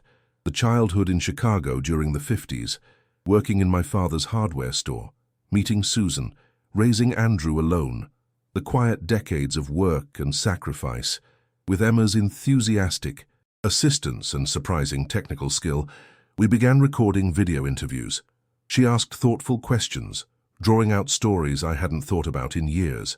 Michael joined occasionally, particularly interested in the practical details of different eras. What cars looked like, what things cost, what children did for fun before video games and the internet. "Why are we doing this, Grandpa?" Emma asked one afternoon, as she helped me sort through old photographs to accompany the recordings. "So you'll know who you came from," I replied, "so the past isn't silent anymore." By March, these recordings had evolved into a more formal project, a family history that incorporated not just my stories, but Susan's letters, Andrew's childhood drawings, and even old Super 8 films my father had, taken, now digitized. Frank contributed his own memories, as did Mrs. Kowalski, who had known our family since Andrew was in elementary school. The project took on greater urgency when Frank suffered a minor heart attack in early April. Though he recovered quickly, too ornery to die, as he put it, the scare reminded us all of time's relentless march. Helena moved in with him during his recovery, their relationship deepening despite, or perhaps because of, the health crisis. "Life's too short for hesitation, George," Frank told me during one of our regular coffee meetings after his release from the hospital. "I wasted years alone after Margaret died, thinking that chapter was closed. Now I realize every day is precious, every connection worth nurturing." His words resonated more deeply than he knew. While I had found my way back to family, rebuilt connections with Andrew, and formed new bonds with my grandchildren, there remained a hollow space where companionship had once been. Susan's absence, though no longer raw after 2 decades, was a constant backdrop to my life. Not painful exactly, but present. Spring arrived with its usual renewing energy. The roses began to bud in the garden Susan had planted, now tended by Michael with surprising dedication for a 10-year-old. Emma was accepted into a prestigious summer science program at Northwestern, following her newfound passion for marine biology. Andrew's architectural firm had weathered the financial restructuring, and he was working on a community center project that engaged his talent and idealism in equal measure. In May, Judge William Foster invited me to speak at a veterans recognition event at the courthouse. Despite my initial reluctance, I accepted, feeling a responsibility to the community that had supported me during my legal battle. The event was well attended, with local officials, fellow veterans, and members of the legal community filling the main courtroom. I spoke briefly about resilience, about carrying forward despite setbacks both physical and emotional, about how the lessons of military service, discipline, perseverance, loyalty, had sustained me through civilian challenges as well. "The greatest honor of my life," I concluded, "wasn't receiving a medal or a promotion, but raising my son alone after losing my wife. Being a father demanded courage I didn't know I possessed and taught me that true strength often lies in quiet endurance rather than dramatic action." Andrew, sitting in the front row, blinked rapidly at these words, his expression open and vulnerable in a way I rarely saw. After the ceremony, as attendees mingled over coffee and cookies in the courthouse atrium, Judge Foster pulled me aside. "George, there's someone I'd like you to meet," he said, guiding me toward a woman about my age, elegant in a simple navy dress, her silver hair styled in a practical bob. "This is Eleanor Campbell, my sister-in-law. She teaches literature at the community college and volunteers at the VA hospital library." Eleanor's handshake was firm, her smile genuine. "Judge Foster speaks very highly of you, Mr. Callahan. I understand you volunteer at the VA as well. Please, call me George," I replied. "And yes, twice a week for the past 15 years. Perhaps we've crossed paths before," she suggested. "I'm there Mondays and Thursdays. Tuesdays and Fridays for me," I explained. "Different shifts." "Well, that explains it," she said with a warmth that felt immediately familiar. "Though it seems a shame we've missed each other all this time." Judge Foster excused himself. with the transparent pretext of greeting another guest, leaving Eleanor and me to continue our conversation. We discovered numerous overlapping interests: gardening, though she preferred vegetables to flowers, classic films, local history. She had lost her husband to cancer 12 years earlier and had since built a life centered on family, education, and service. "Would you like to get coffee?" "Sometime?" I heard myself asking, surprising us both. "Perhaps next week." Her smile broadened. "I'd like that very much, George." As we exchanged phone numbers, I felt an unexpected lightness, not a betrayal of Susan's memory, but an acknowledgement that life continued to offer new beginnings, even in its later chapters. June brought Emma's middle school graduation and preparations for her summer program. The family gathered at Andrew and Sophia's home to celebrate, the backyard transformed with streamers and balloons. As I watched my granddaughter accept congratulations and gifts, I marveled at how dramatically our family's trajectory had changed in just 1 year. Last June we had been estranged, Andrew and I locked in legal battle, my grandchildren kept at a distance, the future of my home uncertain. Now we were united, not without challenges or occasional tensions, but fundamentally reconnected in ways that seemed unimaginable then. My coffee with Eleanor had evolved into regular meetings, sometimes at the VA between our volunteer shifts, sometimes at a small cafe near her apartment in Lincoln Park. We moved cautiously, both carrying decades of history and established patterns, yet there was an ease between us that felt both novel and familiar. "Tell me about Susan," she had asked during our third meeting, surprising me with her directness. "You're not uncomfortable hearing about my late wife?" I asked, equally direct. Eleanor smiled gently. "George, at our age we all carry previous chapters. Susan is part of who you are. I'd like to know her, at least through your memories." So I shared stories of Susan, her quick wit, her patience with a traumatized young veteran, her fierce love for our son. Eleanor listened with genuine interest, occasionally sharing memories of her own husband, Thomas, a history professor whose intellectual curiosity had shaped her life. "They would have liked each other, I think," she observed one afternoon as we walked through the botanical gardens. Susan and Thomas. They both chose partners who needed healing and had the wisdom to provide it. This observation, so perceptive and accepting, touched me deeply. Eleanor saw me completely, past and present, without judgment or competition with ghosts. In July, as summer heat settled over Chicago, Anthony reached out one final time, not to Andrew, but directly to me. His letter arrived on a Tuesday, the envelope bearing the return address of a small town in Arizona, where he had apparently relocated after his legal troubles concluded. I read it alone on the porch swing, unsure what to expect. Justifications, perhaps, or veiled accusations. Instead, I found something that appeared to be genuine remorse.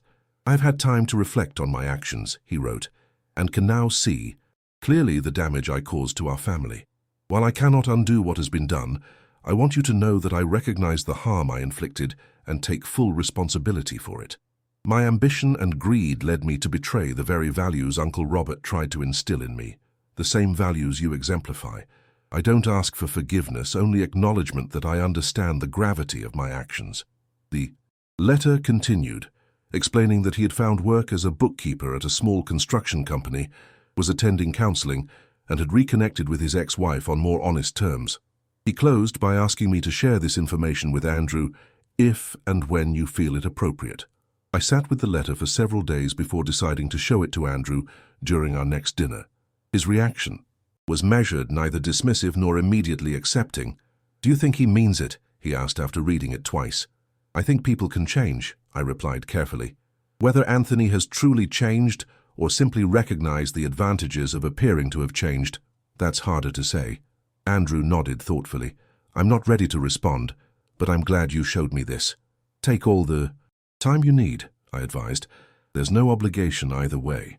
By August, my relationship with Eleanor had deepened into something that brought unexpected joy to my life. She joined our family dinners occasionally, fitting seamlessly into the dynamic without trying to replace or diminish Susan's memory.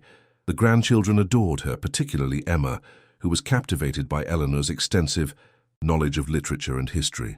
Frank and Helena had made their union official in a small ceremony at the VA chapel, demonstrating that new beginnings were possible at any age. They honeymooned briefly in Michigan, before returning to their respective homes, maintaining independence while building a shared life, a model that appealed to me more than I had anticipated. On a warm evening in late August, Eleanor and I sat on my porch swing after a family dinner, watching fireflies rise from the lawn as darkness fell.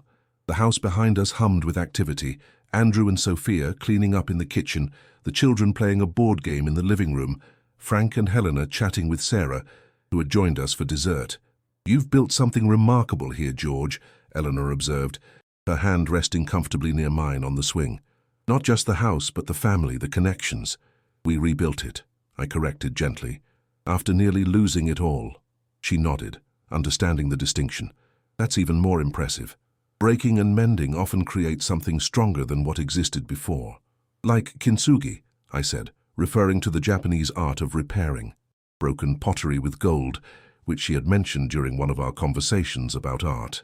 "Exactly like that," she smiled, pleased by the reference. "The cracks become part of the beauty, highlighting the history rather than hiding it." We sat in comfortable silence for a moment, the gentle creak of the swing chains providing rhythm to our thoughts. "Eleanor," I said finally, having considered my words carefully, "I've enjoyed these past months more than I can adequately express." "As have I," she replied, her eyes warm in the porch light. "I'd like to continue," I said simply, "for as long as we both find joy in it." She turned slightly to face me, her expression serious but tender. "Is that a proposal of some kind, George Callahan?" "Not of marriage," I clarified. "I think we're both too independent for that at this point in our lives, but of companionship, partnership, whatever shape feels right to us." She considered this, then smiled, a full, genuine smile that illuminated her entire face. "I accept, in whatever shape it takes." I reached for her hand then, our fingers intertwining with the easy familiarity of those who have nothing left to prove and nothing to fear from. Vulnerability. Inside the house I heard Emma laugh at something Michael said, Andrew's deeper voice joining in. The sounds of family, my family, restored and expanded in ways I couldn't have imagined a year earlier. Life would continue to present challenges, of course. Anthony's attempt at reconciliation would require careful navigation. Andrew and Sophia's financial recovery remained a work in progress. My own health would inevitably present new concerns as I aged, but these challenges would be faced together, with truth rather than secrets, with dignity rather than desperation. As autumn approached once more, I reflected on the lessons of the past year, how quickly security can be threatened, how deeply secrets can damage, how powerfully truth can heal. But most importantly, I understood now what had eluded me for decades, that respect isn't inherited or automatically granted with age, but earned through consistent acts of integrity, even when, especially when, no one is watching. I had earned my son's respect not through my military service or financial stability, but through the quieter heroism of showing up day after day, of rebuilding what was broken, of choosing dignity over bitterness when faced with betrayal. The legacy I would leave wasn't the house in Oak Park, though it would remain in the family for generations. It wasn't the medals in the wooden box, or the stories now recorded for posterity. It was the example set through actions rather than words, that true strength lies not in domination, but in endurance, not in revenge, but in reconstruction. As Eleanor and I rocked gently in Susan's porch swing, watching darkness settle over the neighborhood she and I had loved together, I felt a profound sense of completion, not an ending. There were still chapters to be written, moments to be savored, lessons to be learned, but a fulfillment of purpose, a life coming full circle. I thought of that day in the courtroom, when my cane had tapped sharply against marble floors, when Andrew had rolled his eyes at what he perceived as weakness, when Judge Foster had recognized the man beneath the aging exterior. So much had changed since then, internally and externally. I still carried my wounds, still bore the physical limitations of age and injury, but I carried them now with the quiet pride of battles survived, of a life fully lived, of love lost, and found again in unexpected places. The weak old man they had tried to erase had reclaimed not just his home and independence, but something far more valuable. His voice, his history, his rightful place as patriarch of a family, being rebuilt on foundations of truth and respect. Growing older, I had learned, is not the same as growing weak. True strength is quiet, steady, and unshakable. Respect never fades. It only waits to be remembered. And sometimes, if you're fortunate, it brings you full circle, back to family, back to purpose, back to a porch swing on a summer evening, where the past and future meet in the precious present moment of being truly, completely seen.